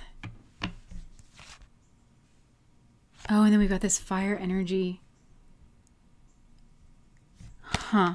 Okay. I'm still building this context. Let's see. So what can you give us about the context of the situation, Spirit? Can you give us about the context here of the situation? Legal matters. Justice, divorce, balance, judgment, relationship. Snake. Deception, shady, temptation, and enemy. Okay, so I was going to say I saw 2 couples here. So since there's like, maybe for some of you, there's a divorce. Okay, because we have this couple here, this Aries and this fire energy. I kind of feel like this has maybe been a problem in the past. This is maybe a person who stepped out, like cheated maybe. And then there's another couple over here. And there's somebody here who is, I think, actually usually very confident and very beautiful and very like expansive, maybe thought that they were expanding. But this is somebody who, like, because of what's going on here in this situation, has been like kind of bitten, once bitten, twice shy, kind of like pulled themselves back. But they seem to have a partner that's great. Or if it's not a partner, maybe this is a lawyer, but they have a lawyer that's great. And there's legal matters, and I feel like there's some type of shady, snaky kind of energy. But okay, with this being the practicality card, I'm still trying to build a context here. Because maybe this has to do with like work or something here. So there could be, maybe with this legal energy, there's just a decision that's needing to be made. But it feels like you got 2 people here that's ganging up on one person. And these people are dicks. And this person is not. And, but they seem to have somebody here on their side. So this is like maybe a decision maker, a boss, somebody benevolent. It could be a partner. Or it could be a lawyer. But these people are very like aggressive, and I feel like this was like some type of cheating, I don't know, situation. It's very schmegzual. And this person here really thinks that they're the shit because they got this guy. I think this is a masculine, but I mean, take this however it resonates. This is a masculine, very fiery energy, maybe very sexy, but very independent, like kind of about himself. It's like he'll sleep with you. I mean, if you want to make this something you're proud of, then okay. But this person kind of feels like they're the shit, and then they kind of get territorial around this person. But there's something here with this practicality. So again, it could be that this was a kind of family situation. Maybe some of you are dealing with that. I just heard it's really hard to co-parent with somebody that is like this. Maybe somebody that you got cheated on by, somebody that's very bullshit. So it's either a family situation, and there's maybe court involved where you're still working through like legal proceedings, or this could be some type of work situation, like a kind of like work environment where, again, somebody here is like usually very confident, very beautiful. This is somebody who's like got stuff going for them. And I actually think they have this Jupiter energy as well. This like expansive energy. They got a lot of good karmas. They got a lot of blessings they can tap into. They're expanding in some way. They have a broad mind, broad knowledge. They are very confident, but it's not in the same way. This is like bullshit kind of confidence. Over here with these two, this is a kind of more refined confidence, you know? And I think this person, they feel this way on the inside, but I'm wondering if this is you. Feel this way on the inside, but they're going to present this way. They're going to present like, I am this shit kind of thing. But they do have protection. So whoever this person is, there's another person around them that is like protective. And they're, I think, mostly protective because they have knowledge. And that knowledge, Jupiter, it's that gas giant that pulls in a lot of the asteroids before it reaches the inner solar system. That's kind of what this person does. They sort of like get out there and they're like, this could come at us, boom, knocked it away. This could come at us, boom, knocked it away. It's like something like that. But it's it's not this energy, It's not like be aggressive for no reason. I said be aggressive for no reason. Like that's these people. And I think they makes them cool. And there is something kind of that sleek, sexy hot rod energy like about these people, but they're not like nice, warm, comforting people or something like that. I don't know. So it could be a work kind of situation, but tell me who this person is, okay, for a second, because this person's catching my eye. See that guy back there that's cutting down all them wheats? Does it really look trustworthy? So I feel like there's definitely people around like doing work. So for some of you, the next encounter is going to be in court. And there's people there that are like doing their jobs and stuff. But there is like an energy here, a sneaky energy, a snake kind of energy that is like sort of thrown in the mix. So yeah, you could meet somebody here in court. For some of you, this is a work environment where there's people like kind of doing like busy things around you. So already this feels kind of like awkward. I don't really like this. Because wait, we got relationship, legal matters, snake, and then roll the dice. Toxic relationship. And the truth being denied. And then we've got the secret crush energy. So I feel like somebody here, it's probably him.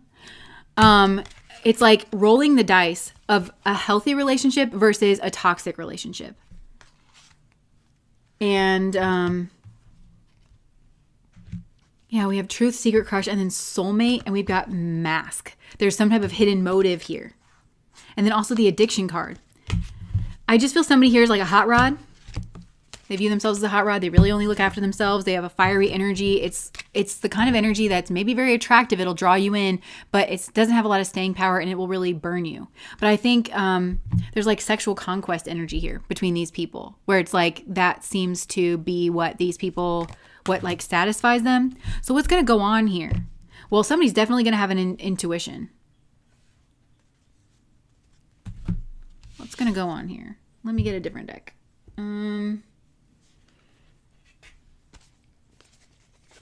What's happening, Spirit? Please tell us what's going on here in this encounter.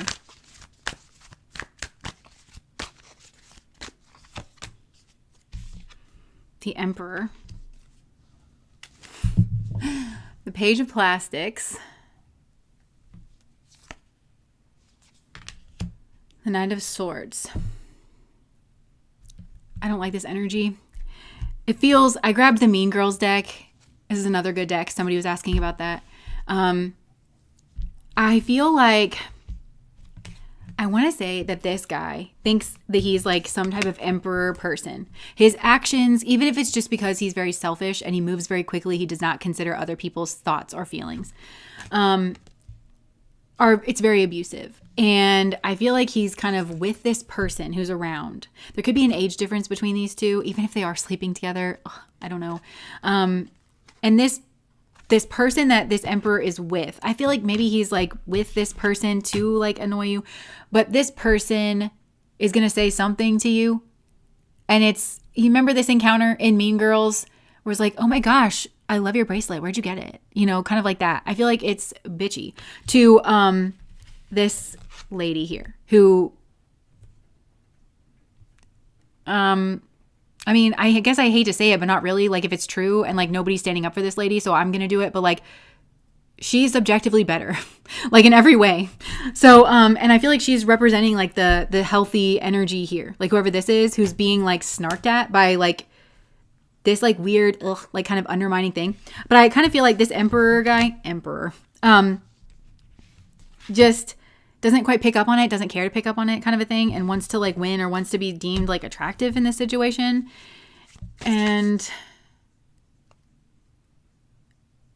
oh my gosh. But also, okay, because I feel like that same energy, right? But it's like mirrored on this side where this is the emperor here. There's somebody here that's taking charge, sees like the tactics, but is able to sort of swoop in around this person and kind of like deflect or something here. And this person very much realizes that they've been insulted. Like they very much realize that there's some type of slight. And I feel like maybe that's you. So you're going to realize that you have been insulted, but it's also like whoever did this, they went on the offense to insult you. But they also did it in this like mean girl way. I just heard the word snide. So what's going on here, Spirit?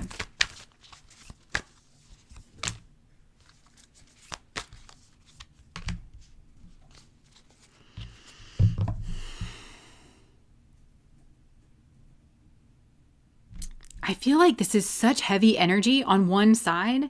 It's this fire energy. It's like immovable almost. And it's like very like strong. And then there's this other energy. And I feel like now there's another person on these people's side. And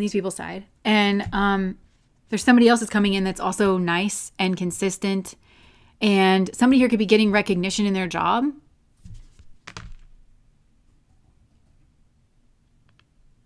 I feel like it's this earth person. They're going to get some type of recognition here. Some type of prominence. It might be slow. But, so I don't know if that's what already happened or what's happening next. So what can you tell us about this next encounter? Because I like to build a context and I feel like this is kind of a hard one to onboard onto. Because there's a lot of dynamics that are kind of going on here. So, okay, what's the next encounter, Spirit? What's the next encounter going to be like? Queen of Plastics, the High Priestess, the Emperor. Again, a lot of intuition here, but now I feel like it's this Emperor that has some type of intuition about this Queen of Pentacles, which I feel like is this earthy energy.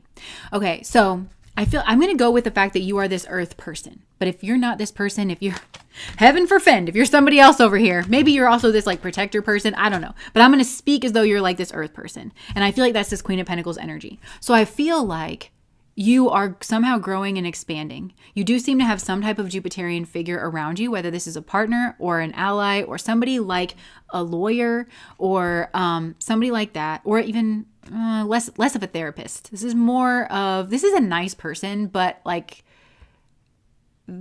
whereas a therapist, this is more of a bulldog than that, is what I'm trying to say. So I feel like you look really nice. You look really like positive. You look really put together.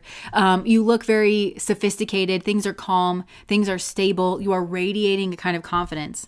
And I feel like you run into this Aries person who was like a jerk to you in the past. I think slept with someone else there's like a third party situation. This feels like very fast sexual energy. I also feel like these people are self-absorbed.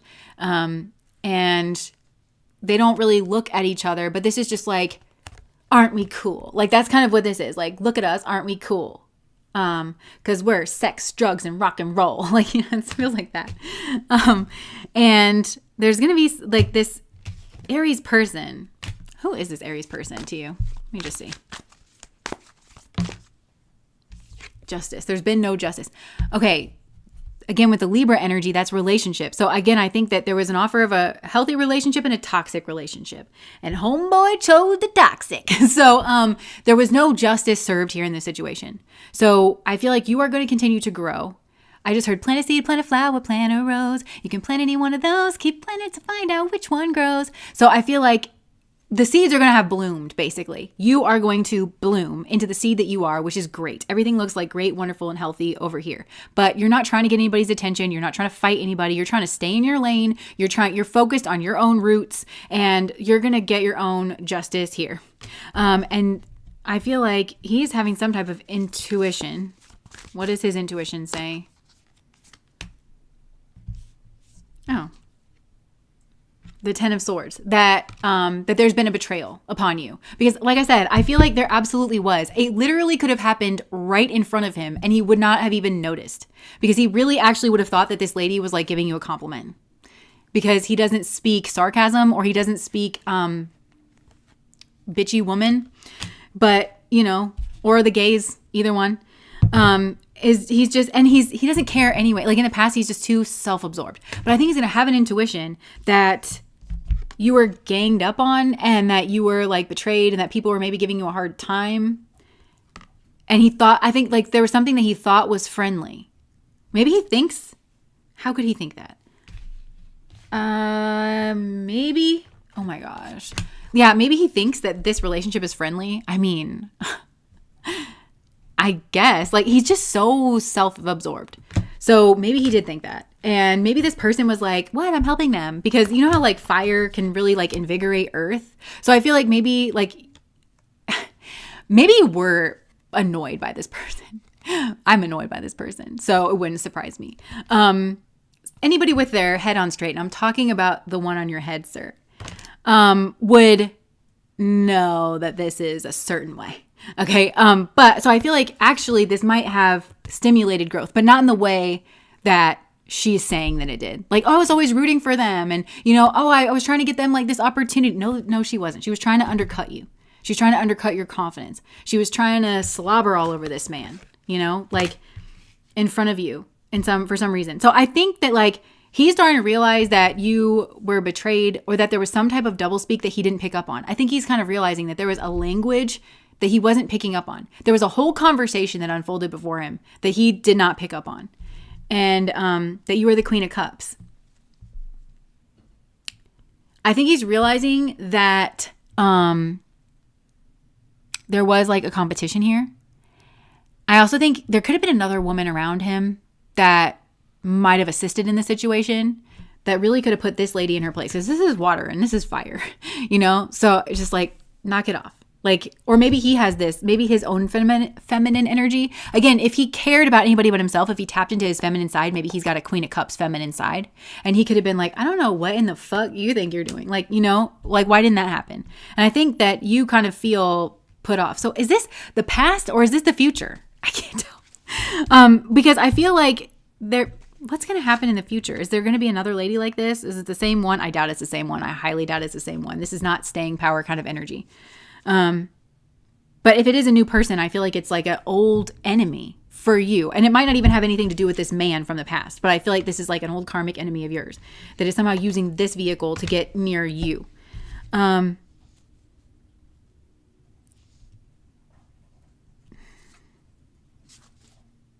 some of you, I think you're going to be speaking your truth. If this is a legal situation, you might be speaking your truth on the stand. This masculine might be learning something while you're like, that's kind of what it feels like. If this is a courtroom scenario, because for some of you it is, this masculine might be learning something here because you're going to say some type of truth. Even if you don't say it like directly, there's going to be something that you say where he's going to have this kind of intuitive hit where it's like, I think something went on here right under my nose that I didn't really pay attention to because I was really just, if it's not at the tip of my dick, I'm not paying attention to it. Like, let's be real. Okay. Like, find the meaning of life. What is that? Like, you know, this like... And the King of Wands. Yeah, he had some type of plan here. It might have even been to lure you in with these toaster strudels, you know, and he put 2 toaster strudels out. So maybe he was trying to lure both of you in and he was like, let's have a little friendly competition. But like, really shouldn't have done that because you got one toxic person and one not toxic person. And the not toxic person received toxic from the toxic person. And it shouldn't have happened. But this guy is not the emperor. He's an abusive kind of emperor. I don't think he sees himself that way. But I do think he'll receive some type of message or he'll receive something that's going to help him put together this message. But he thinks that he's the emperor because he's like, oh, I like put things in motion. These people are going to fight over me kind of thing. I think this was maybe even like intentional. And he thought that that's all he had to pay attention to. He was like, I'm so attractive. And she's like, we slept together, so I'm so attractive. And you're like, I don't think that makes either of you attractive. I mean, you might both be attractive. I just don't think this would be the metric by which we prove that. I think this is the metric we prove that the bar you each hold yourselves to as individuals and together is lower than what I hold myself to and what a healthy bar would be. That's whatever played out here is indicative of that. It's not indicative of how attractive anyone is. But maybe you don't even quite believe that yourself because you're like, so why do I feel so unattractive? Like, you know, but I feel like, okay, so you are going to, this is a bit rockier than the pile number 2. But some of you, if you were drawn into pile number 2 as well, pay attention to that. And mix those kind of these energies together because you might have a bit of an easier time because this is like a bit of a rockier time, but you are still going to emerge victorious. And I feel like you are going to be cold and detached, but mostly like it's not that you're not a strong person. I can see that you are. It's just not coming from a strong place. I kind of feel like you're kind of like you feel a type of way about like whatever is around you. You feel that. But I feel like you present like this Jupiter energy, and Jupiter is strong. Jupiter can like take charge. So you might even be talking a lot, like even with your hands or something, and just kind of giving nothing. Like you're like, I'm here to do my job, or like, I'm here, I'm being friendly. Maybe you're hosting, and you're like, I'm hosting, and you're just going to keep hosting, and you're, and nobody's going to tell. Or, but again, I feel like you have another person around you who makes you feel strong. And I just heard, lean on me when you're not strong. I'll be your friend. And it feels like it doesn't even have to, this is just who this person is. Like either because of their function, or it's just who this person is. It's just who they are. And they just sort of pick up on things. They don't even mean to. Like, I feel like this person is truly sent in by the divine. They don't really even mean to. They just sort of like shock absorb, like for you. So you're like, I feel like there'll be multiple times this night, this evening, this, whatever this is. Cause I feel like this is going to be for maybe like a few hours, I don't know if this is a shift. I don't know if this is a court case you got to be in there forever, but I just feel like it's going to go on for a while, but you're going to have several moments where you're like, oh, thank God. Like for this other person that's around, that's like kind of distracting you, or that steps in at just the right moment, or knows how to say the right thing, or doesn't. This person, if this isn't like your lawyer or somebody, this could be somebody who has absolutely no clue what's going on. This could also be like your boss, or like a teacher. Maybe you have to be in a classroom. This is something that you do on a routine basis, and they're just like kind of leading on with the lesson. They're calling on you, they're calling on other people, and it's kind of naturally shifting like the conversation where you don't have to interact with these people. You don't have to like be around these people. You just don't have to, and because I think you're feeling a little tender. I think in your mind, because you're very beautiful in your mind, truly. This is reminding me of a personal I just did. You really are. And you're like very, expansive in your mind. And so I feel like you're in an environment where that's very natural for you because you're used to kind of being that energy, but you do still feel tender. And I think that, you're kind of like, why? If I know that these people are absolutely out their minds, and by out their minds, I mean their minds are stuck in their butthole, each of them. And so they're not getting any air. They're very restricted. Like, they're not dealing with things well. Tasha, thank you so much for the super chat. It's nice to see you as always. Then you kind of know that like the way that these people are viewing the situation or the way that they view life, it's not this energy. You're kind of elevated here. And I think you're like, oh yeah, you guys feel like you're so cool or you're so attractive, but your behavior that's not what it's measuring. Correlation does not equal causation. If you think you're measuring something, you got to make sure that you're measuring it. Whatever they think, like it's not measuring that. You know that, but because they're so it's bullshit and it's so selfish and it's so like, I don't give a fuck. Like, it's like that. Aren't I cool? Like, and I think because there's two well, there's two over here too. You do have friends. I just heard, cause I got friends in low places. This could even be somebody that's like, I don't know, they meet you at your lowest time or something like that. Like when you're down, like, I feel like, I don't know, you get a little boon, you get a little help. But yeah, I think you're like, I kind of mentally know that I don't agree with these people, with their worldview, with the way that they go about things, and also with whatever they think this situation means. I don't agree with what they think it means. But they're still acting like it means what they think it means, even though it's not true. And so you still feel like kind of tender. And I feel like you're just kind of counting the seconds till you get out of there, and then like, I'm saying like when you kind of like get out of there, you're like, like you finally breathe in the fresh air and you're like, oh my God. It's like these people have bad perfume on or something and you can't get like a fresh, like you can't get fresh air. And so it's maybe even clouding your mind because you're like, who am I? I know that I'm like that bitch. I know that I'm like strong, but this made me feel so bad about myself. And it really shouldn't have, because like these people are at the end of the day incorrect. These people are at the end of the day incorrect. They also the problem is they are also the least inclined to self-reflect and understand that they're incorrect. And so you're just going to feel like you're not going to get any justice. That's kind of it. You're just going to feel like you're not going to get any justice because you're never going to get an apology. And this stance is not going to soften. These people will absolutely go their separate ways. Even if they keep coming back together, because they don't care about each other. They're not really even looking at each other. They're just looking at themselves in the mirror. It's kind of like that. And so I think you're just kind of like, ew, that felt really bad. I think you're just like, ew, that felt really bad. And Also a surprise because I think you were actually considering a relationship with this guy. And what the fuck is going on here? Because why would Spirit... Look, Wheel of Fortune. He's got two sides to him. So he had a choice to make. And I think I said that earlier. But I think after this, like, Spirit might surround you with your friends. You might go out with your friends after this too. Or you'll go somewhere that you like.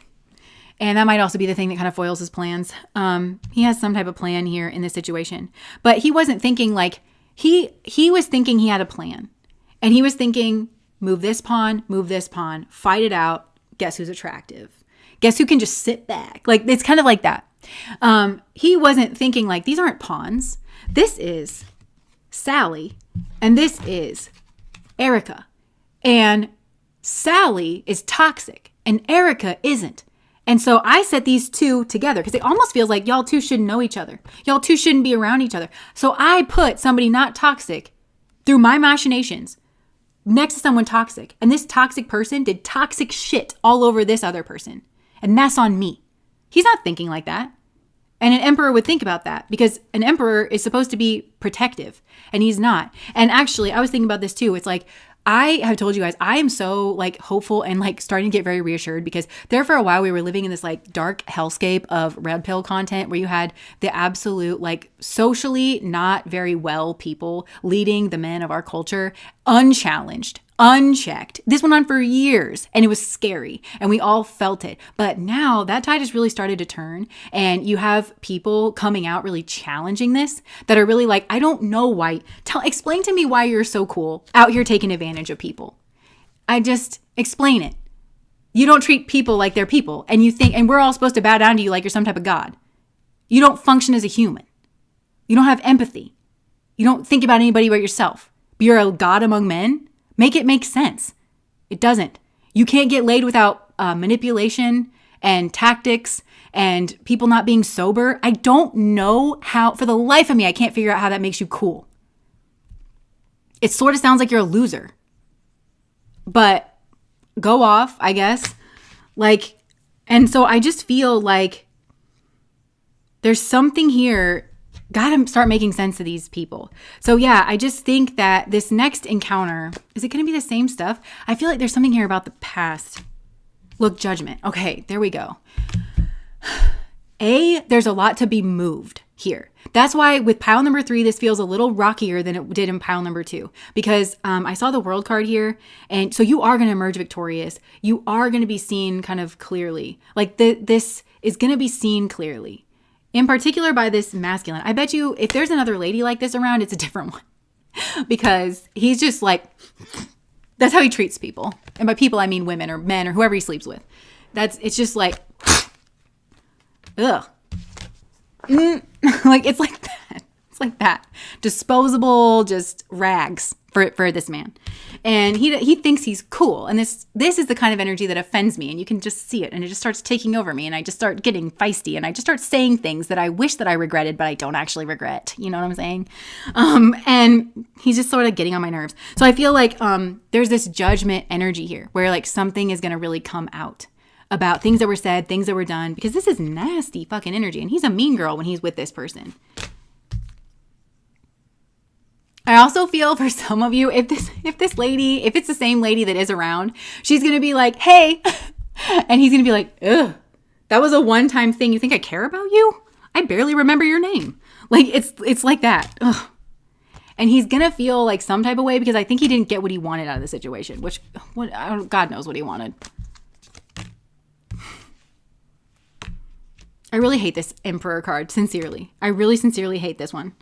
Because it just looks so scary, doesn't he? It's ominous, like that thing that's broken in the background and he's just like holding his bat and he's like staring at us. I know he's like a nice guy in the movies, but like I'm sincerely afraid. And so I feel like you're going to emerge like entirely new. And I think that there's something about you and maybe the way that you're dressed or the way that you're kind of like behaving or the fact that you're not bothered by this, because I think that there was something that happened in the past. And this is like why I think this is kind of weird, because it feels like in the past there was an immediate encounter after something weird happened that he sort of like, I don't know. And that encounter, it was that whole like, it's like these people are covered in like so much bad perfume and you just are dying to have like a gasp of fresh air.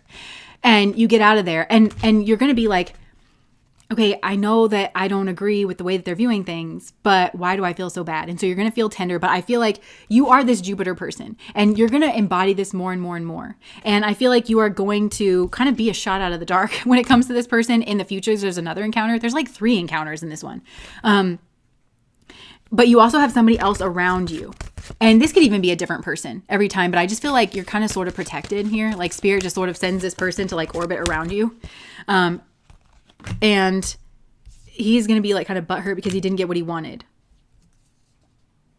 Yeah. And if you were sad, because I feel like you were, I feel like it's not logical. Like you were telling yourself, I feel like you got a strong mind game where you're like telling yourself it doesn't matter. You're beautiful. You didn't deserve to be treated that way. You know, and he doesn't even know how bad he came off. He doesn't care. You might have dodged a bullet here with this guy.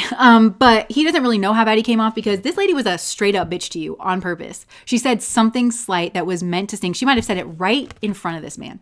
And he didn't stop it. And so I think you were like, here I was thinking you were an emperor. My bad. And so if you were sad in private because you thought that this was like this Ace of Cups kind of energy. But then you kind of realized that it wasn't. And you're going to block your heart off here from this situation. And you're going to move forward really quickly. And I'm seeing friends around you too. You're going to move forward here really quickly. Anything else here with this next encounter? The Lovers. And the Two of Flames. The Two of Wands. You are, I feel like for some of you, you're with someone. Like the next time that he sees you, you're with someone and you're in love and it's like healthy and happy. And there's some kind of like almost to the completion point here. So it's like maybe you guys are just about to make something official, you and your new person, or you're just about to maybe even get married with Jupiter being here, or you're just about to buy a new house because Jupiter can also be like expansive. Maybe you're just about to have a baby. It's like you're on the precipice of some type of like expansive energy. And I feel like you're actually wrapped up in your person here, like your other person. He can't get your attention. And he's used to getting everybody's attention and then just blowing his nose on them and then like throwing them away. And also, look, you have your friends in the background here, and it kind of looks like Damien has like a fist, like ready to throw down. So it even could be that like you've got friends around you that are like kind of looking at this guy like, don't you even think about it, you know?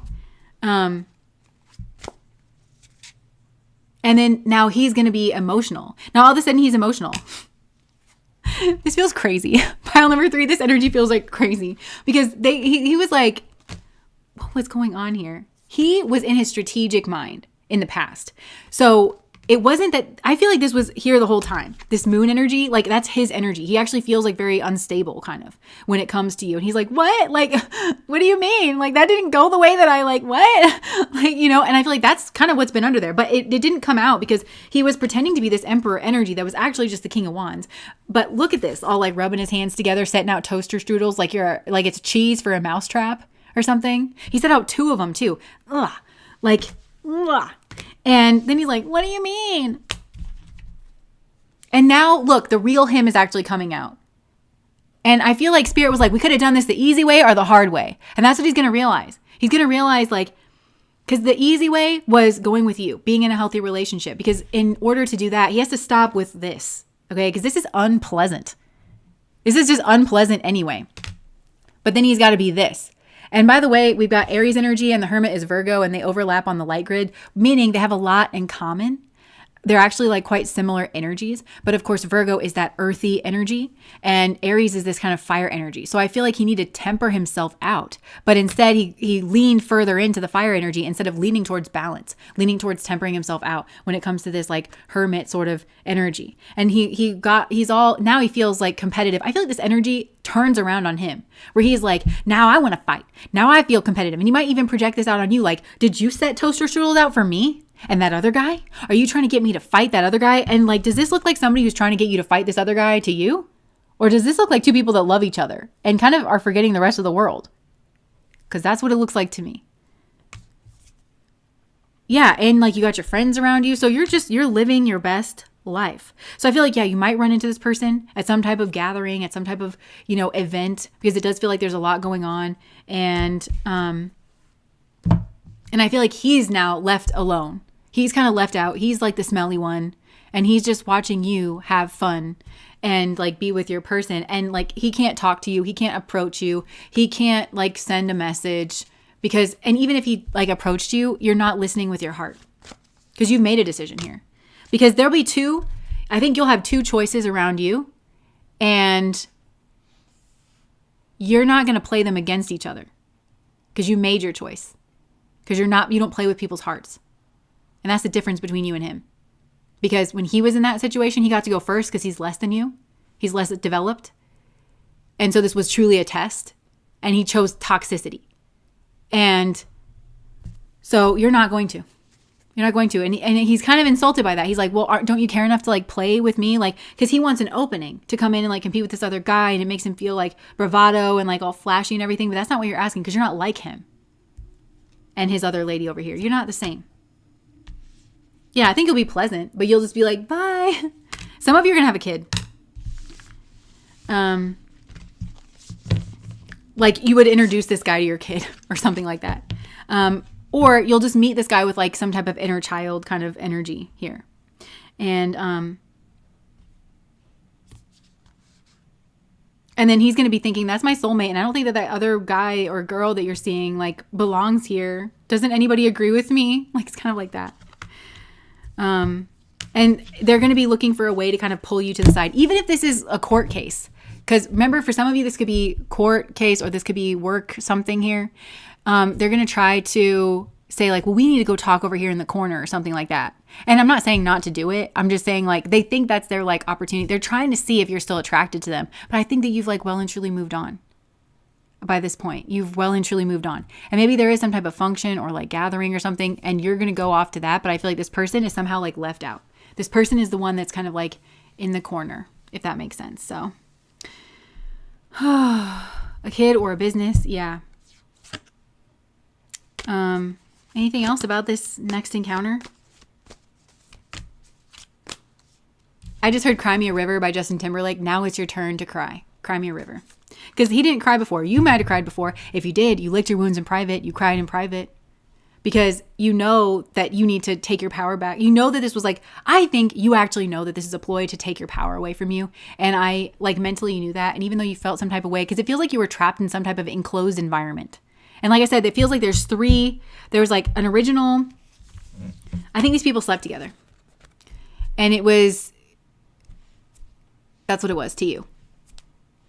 And there's that. And then like, I feel like there's an encounter after that. I don't know where you're at in the timeline, which is why I'm outlining this for you. So if that just happened, then I feel like maybe there's a time when you're kind of sort of, it's like there's something you can't get out of, where you're in a room, you're in court, you have a shift or whatever. It's like you can't get out. These people have that bad perfume energy, but once you get out, you're free, and you're kind of stuck in that. And I think spirit is like, look at who he really is. It's like, it's that. And then you are going to get out of that, and you're going to lick your wounds. And this Jupiter energy that I think is genuinely who you are. And maybe like for a second you got kind of knocked down, but I feel like you keep up the facade really well. Then you're going to go expand somewhere else. And then you meet this Jupiter energy kind of on the road in many different people. But this is always a protective energy that's kind of around you while you're getting your strength back, or while you're kind of growing into whatever destiny or something you're going to grow into. And yeah, I think that you're going to come back in this kind of like fresh energy. And truly these people are not going to be able to bother you anymore because you were like locked in a shift with them, or you were locked in that courtroom with them. And you saw all you needed to see over here. And he didn't see nothing. Because I feel like this lady did something in front of you. Whoever this is, she did something to you. It was mean. It was slight. It was nasty. And he did nothing. He could have done something, and he did nothing. So I don't think that you're really buying that he's an emperor, or that if he is one, that you're not buying that he's a benevolent emperor. You couldn't possibly. And the fact that this man is going to be like, like whenever you're around again, like that's what he's going to be doing on the inside. He's going to be like emotionally, like kind of frazzled. That's the way he always felt about you. But I think like you kind of knew it. You're like, I know you have emotions for me. So what, do you have emotions over there for her? And I really don't think that was the case. Yeah. This is the real energy. Is this lacking?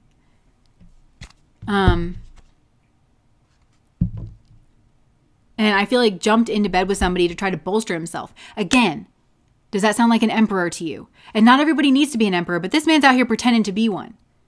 But then he's not managing his emotions well. He has to jump into bed with somebody in order to like regain his emotional center. So that's what caused you to like block your heart off here, where you're like, no. And he always felt that kind of emotional thing, but it's like he delayed it because he was in his strategic mind. And he was thinking, okay, the toaster strudel didn't work, but what if I put a pizza out next time? You know, it's like those kinds of things where he was thinking like that. And then you're going to come back. And I think maybe he thinks that you're pining after him or that you're like putting yourself on hold, and you're going to show up with a full life. You're going to show up with a full life. You're going to be happy. You're going to be thriving, and you're going to really genuinely have moved on. And he's going to be like, what? This is so the tortoise and the hare. That's what this is. Because he thought that he thought he was the tortoise. And so he had all this time. And, you know, in that story, the tortoise like goes off and takes a nap and like, you know, just frolics around on the side gardens and stuff. But you were the tortoise, and like, or like whoever it is that's like with you is the tortoise. And you're going to show up and have like slowly sort of built this very full life. And he's just going to be like, have squandered a lot of his time and of his energy. And he's going to, I'm right where you left me. That song by Taylor Swift. Sitting in the restaurant, still sitting in the corner I haunt. Yeah. So like just still sitting where you left them, waiting for you to come back, even though, but the things that this person was doing, I feel like they were dalliance kind of things. They were dilly-dally kind of things. They were trying to get your attention. They were trying to get you to compete for them. They didn't take this cup. So that's all going to be pretty obvious. Yeah, and I feel like that's maybe who this guy is in the background there that looks kind of like, it's a Seven of Swords, but you know, it's like he's done something shameful that he should feel ashamed about, but he doesn't. And he doesn't for a long period of time. He does not feel the shame of it. Like, I should not have done that. That was a nice person. I should have not. I just feel like there was something he did. I just get that you and this person should not have been around each other. Spirit didn't have you near this toxic person. Your energies don't align. There was no reason other than this man. And he manipulated in order to like kind of have that. And that's when little Miss Toxic got to toxic all over you. And it couldn't have happened otherwise. And so not only is he not a protector, he's something worse than that. He's somebody that actually causes harm or courts the harm to come towards you if he feels like it'll advantage him. It's not an emperor. So yeah, I think like, I don't know. This guy is like kind of stunned a bit. I mean, he feels, now all of a sudden he feels lacking. He feels kind of gross. He feels like, in comparison to you, he feels lacking in some way. But this is exactly the spot that Spirit needs this guy in so that he can start getting real and he can start getting honest with himself about who he is and what he's done. Because I feel like there's a period of time that goes on here where you're not talking, but he's like stuck. He's not actually processing it. And Spirit's like, okay, do you want to work together? But you got to admit that like, this is a shitty way to be. There are other pizzas. Yeah. I feel like he might try to pull something here it's like all he has is tricks. So anyways, I feel like this is going to start him off maybe on some type of spiritual journey. Yeah, it's up to him. The Wheel of Fortune. And the Three of Cups. I feel like there's also a beware the company you keep energy around this guy where he was around it was like choosing to associate with toxic people. Because how do you know this lady is my question in the first place? How did you not walk past her in the hallway and think, no? Because it's kind of there. And also like this isn't long-term energy. And I feel like there's a meanness, but it's sabotaging, like a mean girl, even if this is a guy, kind of thing. So it's like, how do you get involved with this? How do you get close enough to touch your genitals with this person is the question. It's not like, okay, well, maybe I shouldn't have, like, why are you hanging out with people like this? Because like, it's like there's a side here that's toxic.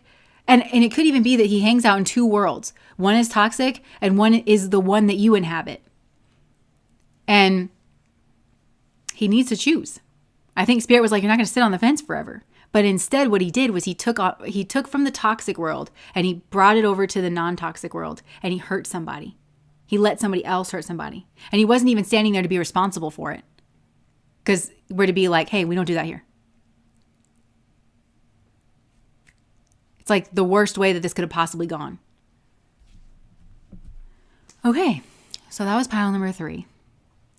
I'm sorry for my temper, but this guy in particular, this kind of person, just really grinds my gears. So, I told him he brought chaos to your life. Well, I'm so curious about what he said, but you don't have to tell us, but that was triggering. It was. This is what I wanted to know too, Jess. Okay, good. Good. I'm glad that you wanted to know, and I'm glad that you got the answer that you need. So, he's got a ways to go. Okay, let's compassion this. All right. Jesus bless them if thou see fit. Amen. Yes. Okay. I'm going to take just a minute here, get a drink, and then I'm going to try to get into the general messages here, and hopefully it's not going to be anything that's carried over from pile number 3. It seems like maybe, I don't know how it would be this time, but we'll see.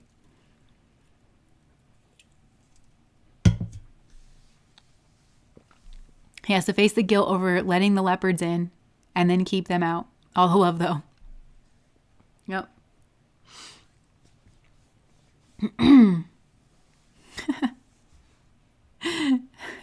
There's fish guts on that pizza.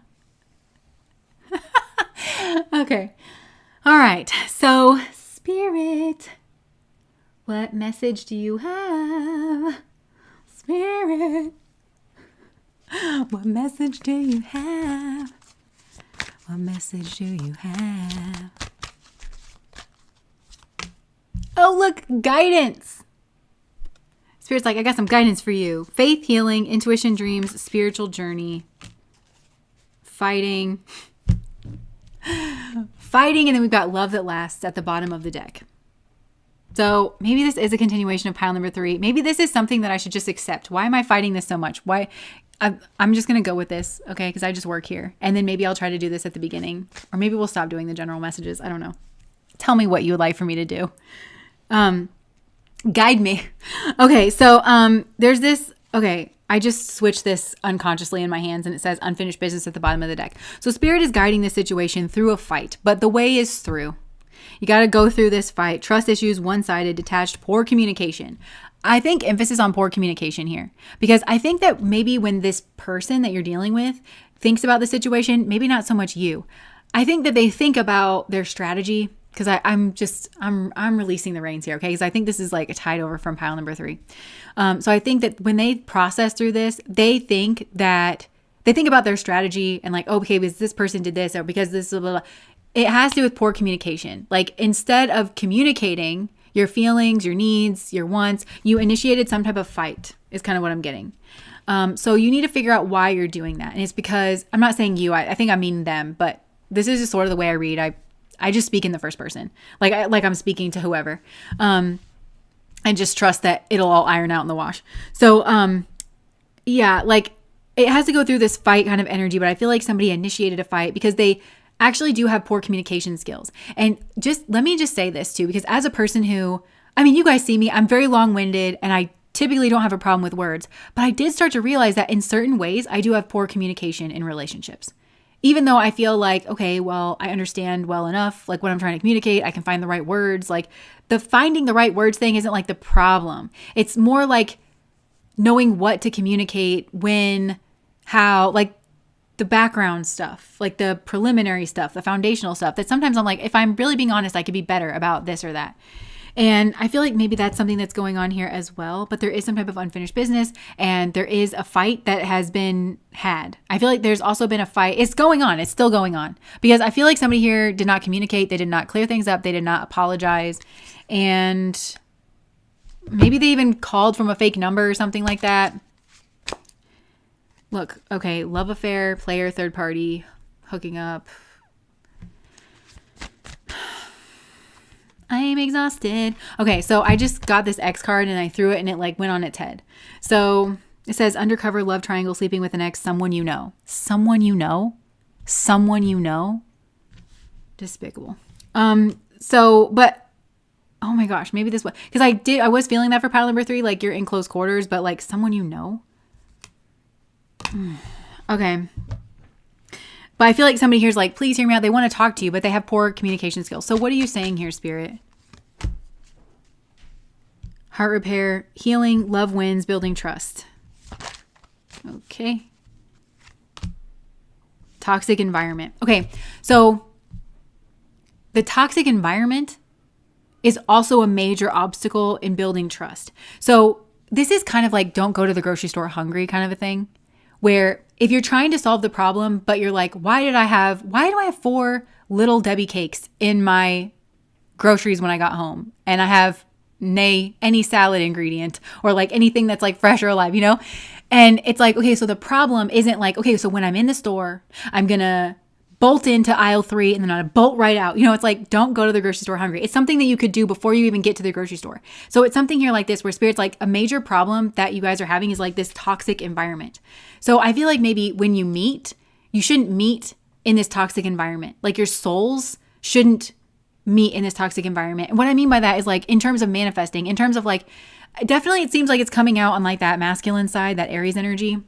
Maybe it's coming out on the feminine side too, because there's like that hurt energy and there's that like, oh my God, like I know logically that the way these people are behaving towards me is not true to reality. I know that I'm great. I know that I deserve healthy treatment. I know that I deserve positive communication, but like, why do I feel like, you know, maybe it's like a shadow kind of energy where you feel not good enough or you feel compared or you feel unattractive or something. I think it's like before these people even enter the picture kind of thing. But like, there's something here about just choosing not to hang out in toxic environments, choosing not to hang out with toxic people. And I think maybe I'm talking more about your person or Spirit's like guiding you or them like to do with that. But Spirit is moving this towards some type of heart repair. Love wins, building trust. This is about building trust. But a big part of building trust is just not hanging out in toxic environments, not hanging out with toxic people. And, you know, they say there's that study that says that you are like the amalgamation of the 5 people that you are closest to at any given time. So if you're around toxic people, then even though you're not toxic, you might start taking on their traits. I also learned yesterday from my husband, because our cats smell really good, like when they clean themselves. And we always like mention that. And he was like, yeah, I learned that cats don't always smell good. They smell like their environment. So if they're in like a clean environment, then they start to smell good. And I was like, oh, well, that's great. That's good to know. But like on their little head, that's when they smell like themselves. They have like a unique scent there. I don't know why I'm telling you about cats, but I just feel like if you're in a toxic environment, you're going to start to smell. Remember I was saying in pile number 3, there's like this nasty, noxious perfume scent that's coming off of those people. Somebody could definitely be energetically sensitive, but it's coming from the toxic environment. You know, like cats, they pick up that environment and they smell like that and they don't mean to, but they just do. And you know how I was thinking that too about my cats, because I was like, oh, so if we let them outside and they ran into some of the wild cats that are around here, like my neighbors have barn cats and stuff, they could probably tell that, oh, like you're an indoor cat, because they would probably smell like the way a cleaner house smells, like with products and stuff. Like, not that they would smell like, you know, whatever, but they smell like the household rather than the outdoors, you know? So you can tell a lot from a cat if you were another cat, you know? And I feel like it's kind of like that, where Spirit's trying to say like, that's the big rock. Actually, yes, we can work on the communication skills. We can, like, when you're actually in the nitty gritty, but let's get the environment right, because your souls, we're talking about next encounters, your souls can meet in a better place if you don't have this stuff to kind of work through on an individual level. And that'll give you your best shot, is if you don't have toxic people around. If whenever you meet, you see somebody like this in the hallway, what is it about this person that would draw you in? Because if you heal that part of yourself, because this isn't really, this is attractive because you have something to learn. But if you can just read what somebody is and you're like, this is the thing that blows up my timeline every time. Like, and you start to respond accordingly, you're just going to walk right past it. You're going to be like, I know what that is. No thanks. Like, and just, you know, walk right past it. Distractions. Yeah. So it's like, stop. And also, remember I was saying like the tortoise and the hare? So it's about like eliminating distractions. Don't get distracted. This is reminding me of pile number 1, where it's like, go right towards the thing that you want. Planning. Forever kind of love is built on a self-love, is what I'm hearing. Forever kind of love is built on a self-love. And when you love yourself, you have a type of plan for yourself, or even, like when you need to have one, like even a plan to get out. So I don't know. I feel kind of overwhelmed. Look, caught is at the bottom of the deck. caught and sick and tired. And envy. Those are the three people involved. Caught, sick and tired, and envy. This is the third party. Because I actually feel like the third part, this lady actually saw that this guy, look, I didn't even realize this before. He's turning his head. This is a guy that's like only ever cares about himself, but he's like turning his head and he's looking back and he's looking at this girl. And this person was like, wait, I didn't realize that you were giving attention. And he was like, well, I really don't. Let me blow my nose on you. Like, you know, it's like that. Red flags. And childish. Signs, evidence, cheating, deception. Yeah. And spirit is like protecting somebody here if they walked away from this. So, okay, I'm kind of overwhelmed by this energy at this point because this is like very, very heavy. Look, healing through love is at the bottom of the deck. We'll end on that. Care, recovery, safe to feel again. It's got to be, look, she's blowing her nose. I'm crying. Okay, she's blowing her nose. Remember, like, this is the guy that he's just like, look, a human being. Like, you know, and he has to hand her the tissue. You know, like sometimes you see in movies where it's like a guy will just like grab the girl's like nose with a sleeve or something. And it's like, oh, you know, it's like that. It's like he has to be the one to give the tissue, you know, like kind of take it or leave it. Maybe like there's some type of trust, because also I feel like there might be some type of projection. If you lived your whole life this way and now all of a sudden you want to like maybe make a connection, you might be scared that somebody else has something going on in the background, even if they are this person. And whenever. Unless like you're going to be with somebody else, then they're absolutely going to move on. Yeah. But you see what I'm saying? It's not the same energy. So he's got to give the tissue. That's so poetic. That's so beautiful. He's got to give the tissue. Okay. So,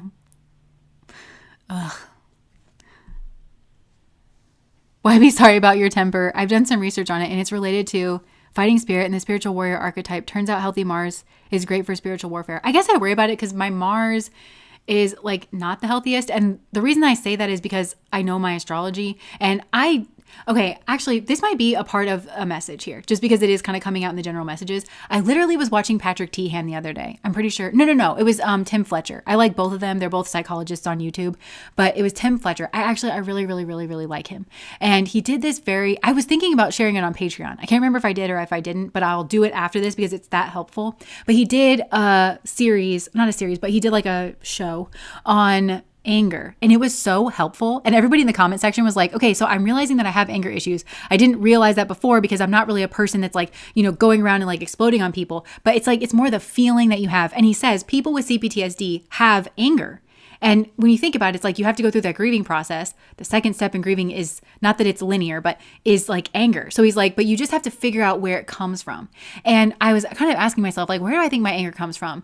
And I was like, well, I think it comes from being completely, it's like that rug pull moment over and over again where I'm like, what do you mean this is what it is? Because my parents and the world around me, because, okay, you guys probably don't care about this, unless I think a lot of you can like relate to this in your own way. But I grew up in America. I'm a millennial, and I kind of came of age at a time where it seemed like there was a lot of opportunities to be had.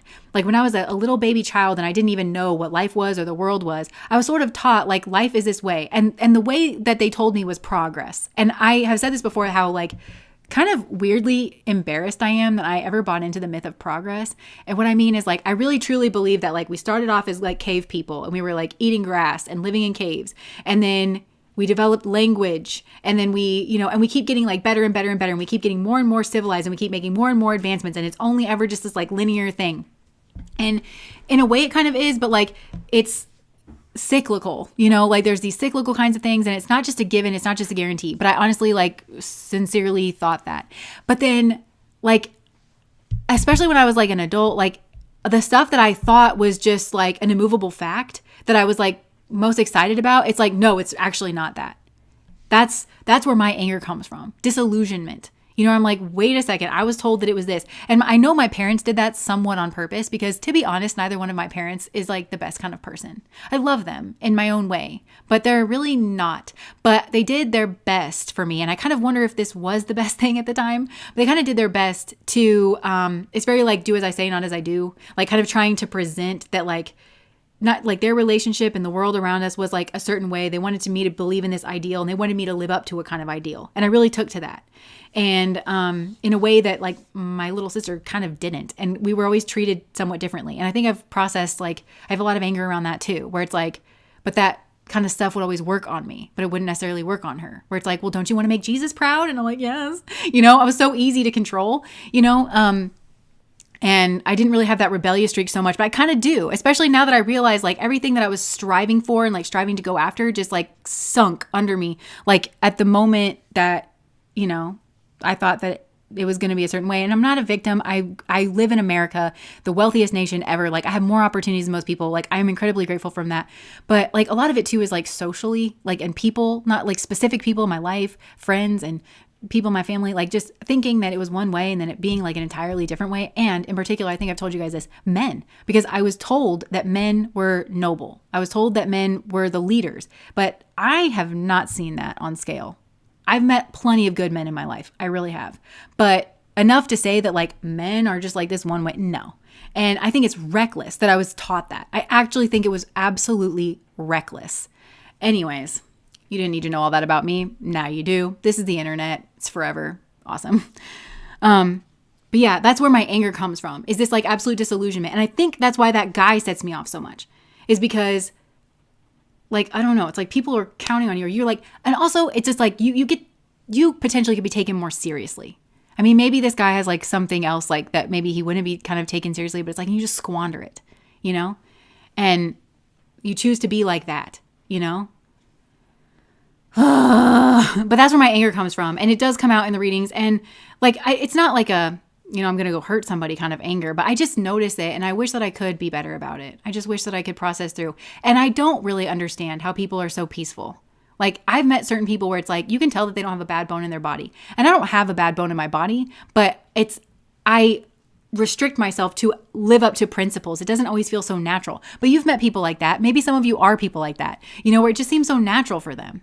Where it's like, I listened to this sound the other day. It was Theo Vaughn. I don't know. It was like a clip, but it was like, if I had a spare missile, I would throw it at that bitch over there. I really, really would. And I know that's not becoming of me, and I know it's not correct, but I would. Like if there was gas going off in here and I had a mask, I would put mine on and I wouldn't tell her about the other one. And it's like, there are some people where it's like, it just seems to me like they've never like had a feeling like that before, where it's like, for me, I'm like, I'm going to rise above the situation. And I think that's where my resentment comes from too. I'm always having to rise above the situation, and then on top of it, I'm not even sure that it works like in our society, because then you have a whole bunch of people that are just used to everybody else around them rising to some type of like higher bar, but they themselves never do. And they get away with a lot. They never like, I don't know. And it's all around us in our world too. Like this kind of, I'm a billionaire and I don't like ever, receive accountability. And it's just like, I'm overwhelmed. I'm just like completely overwhelmed by this one thing that keeps happening over and over and over. I think it's great to be authentic, even if it's ugly. I think I agree with that most of the time, but I do think that there's some times where it's like, maybe not so great. I don't know. But I'm glad that I'm surrounded by people like that, because I do think it's like healthy for me. Okay, thank you for this, Brittany. To say growing up in America equals privilege is superficial. America is set up to destroy your sense of self. Thank you for saying that too, because that is a lot of it, where like most Americans are actually struggling. They are actually in poverty. And usually when we see, even as Americans, when we see America reflected back to us, it's like in the cities, it's these people who have insane amounts of wealth and privilege. And we're told that it was like they rose and fell by like meritocracy. But do you know how many of our celebrities are Nepo babies? Their parents were extremely wealthy, like just to begin with. It's hard to make it here. Thank you for saying that, because that is actually true. And the American people do get like stolen from a lot too, because the government, let me not. But it just, yeah, a lot of people are like struggling. They're really, really struggling. I need to not be so open. Is this okay that I'm open? It's probably not. And I shouldn't ask that in such a open way, but okay. I just acknowledge the source and their intent and harness the energy for my own benefit, transmitting the energy. Destroying our sense of self while simultaneously stressing how important it is to be an individual. Exactly. I wholeheartedly believe in the American dream. It has everything to do with removal of the elite and powerful and control. Wait, yes, exactly.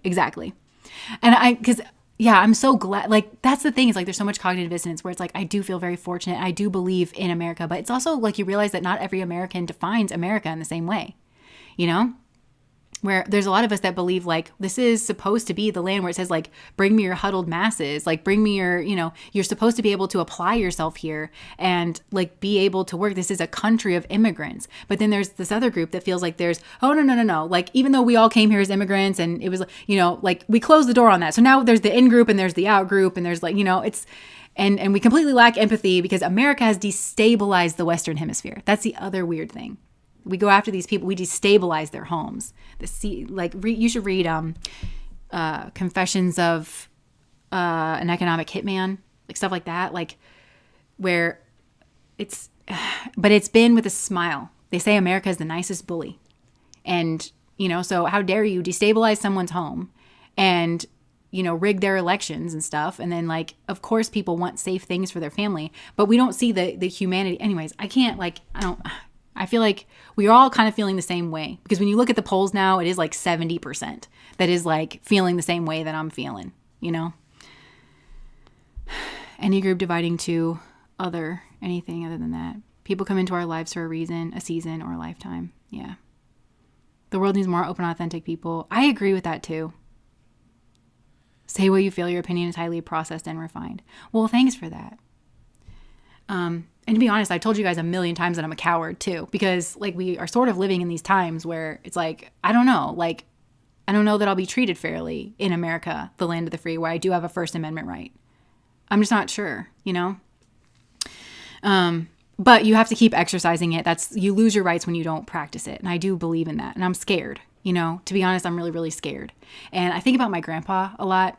You guys can feel free to click off of this. Okay. We're just talking now, but, I have this one grandpa and I just look up to him so much and I'm literally going to cry, but I just think that he was in a lot of ways, just very brave and like just exemplifies how I hope that I would be, but kind of feel like maybe I wouldn't be, but he fought in World War II and he didn't have to. He had young kids and they went as communities, as groups. So when the community, it was a small town that he lived in, when they got drafted, he said, I don't want these young kids to go on their own. And so he volunteered. He went with them. He was a scout and he was such a tender man and he very much loves children. And, I think I was telling you guys this, but like he had PTSD because the whole world knew like what it meant for the Nazis to win World War II. Everybody knew that existential threat. And that's what makes me so mad that I live in a country where our fathers and our grandfathers, they left their family, they left their farms, and they went to this very scary place to fight in a war. And then the women that were here and everybody who was left behind, they worked in the factories. Everybody rallied together to fight against this energy that we're seeing now. So what happened to these people in 2 generations? We have people like that exemplifying morals and standards and bravery and courage like that to licking billionaire Nazi asshole. I don't get it and it disgusts me. It truly disgusts me. And I know that a lot of it is that in America, people are overworked and they're hopeless and they have so much fear on their plate to where they can't actually process a lot of information to be informed voters. And those people jumped ship a long time ago. Let's be real. They jumped ship a long time ago. But it truly angers me that we have this opportunity. And the one thing we have to do is love each other and say, I don't just stand for myself. I'm standing up for everybody else here. And that's the thing we can't manage to do. And that's what I'm saying. I feel embarrassed that I believed in that myth of progress, where I really thought that we were moving beyond this kind of thing. It also angers me that people they still only vote for their own interests. But when we take care of each other, that's the one thing we have to do. Yeah, that war came for people from every angle. It really did. It really did. And I don't understand how we don't see it the same way. I really wish that we could live up to this moment. I really do. And I've been too scared to speak my mind. And also I feel like this isn't exactly the time and place. I know people disagree with me, but at some point, if you disagree, look around you. look what's happening. Like, every day there's some type of horrific story, you know? And I don't know. Look around. Just look around you. Is this the world that you want to live in? To be honest, they were always here. I think that's what we're being shown. My grandfather was murdered because he, a black man, was too prideful after returning home from the war. Was too prideful. And by that, do you mean like he was actually prideful, or do you mean that like he was like proud of himself in a normal way, but people were like, I heard this story about this one black man who he fought in the war. They signed up, him and his friend signed up. They were back for vacation. I don't know what you would call that. Like they were, what was it? A furlough. They were back for like a little bit of time. They went out to try to live a little bit of life, and he got ended like here in America. Like, I don't know. My dad was a Vietnam vet, and he would be ashamed of the draft dodging coward con man in charge of this country. My grandpa would too. But also, I don't understand how someone can be listed in a certain set of files a million times, and there are people that don't put that together. I don't understand. Like, it's really true what he said. Like, he can do anything. He should have been disqualified at the grab him by the P word thing. As a woman, I am horrified, especially knowing that the men in my family supported that. A lot of women that I know that supposedly stand up for women. That's got to be a hard no from you. That's got to be a hard no. I'm so curious why it wasn't. I'm so extremely curious why it wasn't. A man that was BFFs with that horrible person for 10 years. None of it makes any logical sense. But that's the thing that I think I've learned from this moment as well, is that it's emotional. It was emotional. It didn't matter what he actually is. It doesn't matter that he's got a golden toilet. It doesn't matter that he can't relate to the common man. That didn't matter. It matters what he said. It doesn't matter if he means it or not. And the thing that scares me too, and let me just say this and I swear I'm going to wrap this up. If you cannot tell that that person that we're talking about is a narcissist from a mile away, it's never, ever going to be more obvious than that. Well, it's also a bigger issue is that people think that that's a good thing. Yeah, I guess that's it. I guess that is it, especially for a man. People know this. People think that's what makes a man. And I feel like that's, again, the myth of progress. Like, you have to reject everything that is. Like, it's so gross to me too, because it's like in America that any like one, like it used to be that if somebody like got caught in a scandal, they had to step down, they had to step down. Then you have somebody who, this is also this new wave of Christianity that sweeps America as well, where people adorn themselves with these sort of faux Christian values, but there's no grappling with them because you could never ever think that human being represents them. You just couldn't. He like cheats on all of his wives.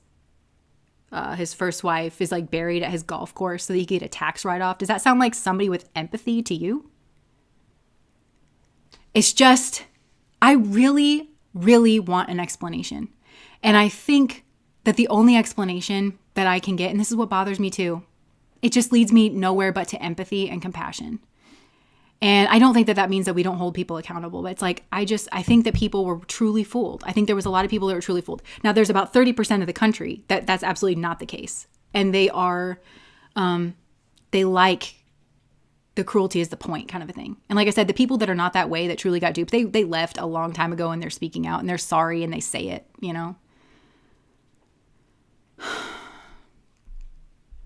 Americans who hate America, Christians who hate Christ. Hurt people. It makes you great. It makes you strong. Doesn't it make you masculine? So like we have to acknowledge it was less about, yes, absolutely him and more about, ooh, not her. Okay. That's another thing too. Yeah, exactly. We're all on the same page about this. I try. Well, actually, okay, so I like to listen to secular talk. I'm just telling you, I do. I like Kyle. I like his energy. I feel like that's the energy that we need. He's just kind of like no BS. But he was saying that, well, actually, I can't remember what I was going to say. Because I try to, I know what I was saying. I try to keep my politics to myself. I'm like sweating so bad here because I don't know that this is the right place. I am just a person. I'm not like an expert on anything. But to be honest, like I can recognize that there's that group of people that like got caught up in this. And that was an entirely emotional thing. But this has brought up a lot of emotions for me. Like, because like just even personally. And I know it's true for a lot of you as well. And it's made all of us feel increasingly unstable and unsafe, mostly because it's like, for a democracy to work, you have to trust people to be able to see this kind of stuff. It's scary that they don't. And even like when you can understand that they don't, because in America, a lot of our media is bought, that's the way that they would try to take a democracy down, and they keep us fighting each other. And instead of just looking out for like what's best for everybody, But what Kyle was saying the other day was that we've reached a point where like people who are trying to remain non-political, they just feel like they can't anymore. Like they're having to say it because everything is so like, we don't know what the world is going to look like, You're safe here and you're not alone. I know I'm safe with you guys, but like, this is the internet. You know what I mean? I love it here. And thanks for speaking up because it actually matters so much. I felt the same way about the Black Lives Matter movement because I didn't want to say anything. Like I didn't, because I'm like, this is a tarot channel. It's really not that. But then I did end up like making a post. And there are certain times when I feel like it's important for you to say stuff. Like, even if you feel like this isn't supposed to be a political place, because if you don't say stuff, then it feels like something is truly lost. And I kind of feel this way about this moment in time too. And we've all thought, what would we be doing, around World War II time, especially if you lived in Germany, like what would you have been doing? And they say what you're doing now is what you would have been doing. And this is kind of like my signature where it's like, I would be so terrified and I would be very reluctant, but eventually I think I just sort of can't anymore. Like, I just sort of can't. And I don't know. That's scary. Fear is the greatest tool they have. Yeah. It's the game and the illusion. Yep. Well, thank you guys for hanging out with me. I think I'm going to end that here, mostly because I need to go change my shirt now that it's drenched in sweat. And thanks for being my people and for letting me be me. Even those of you that might disagree, I hope that you can understand where I'm coming from and why I don't feel like I can be quiet all the time and why I'm always slipping those little passive aggressive remarks in because I literally can't hold it in because it just doesn't seem fair that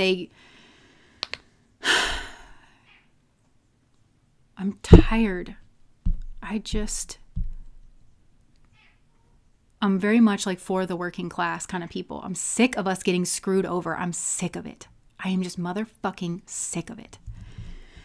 Okay, anyways, that's what I have for you guys. Thanks for hanging out. Thanks for being here. Thanks for being a human on this planet, whatever that means. And I don't know, stay true to yourselves. Bye, guys.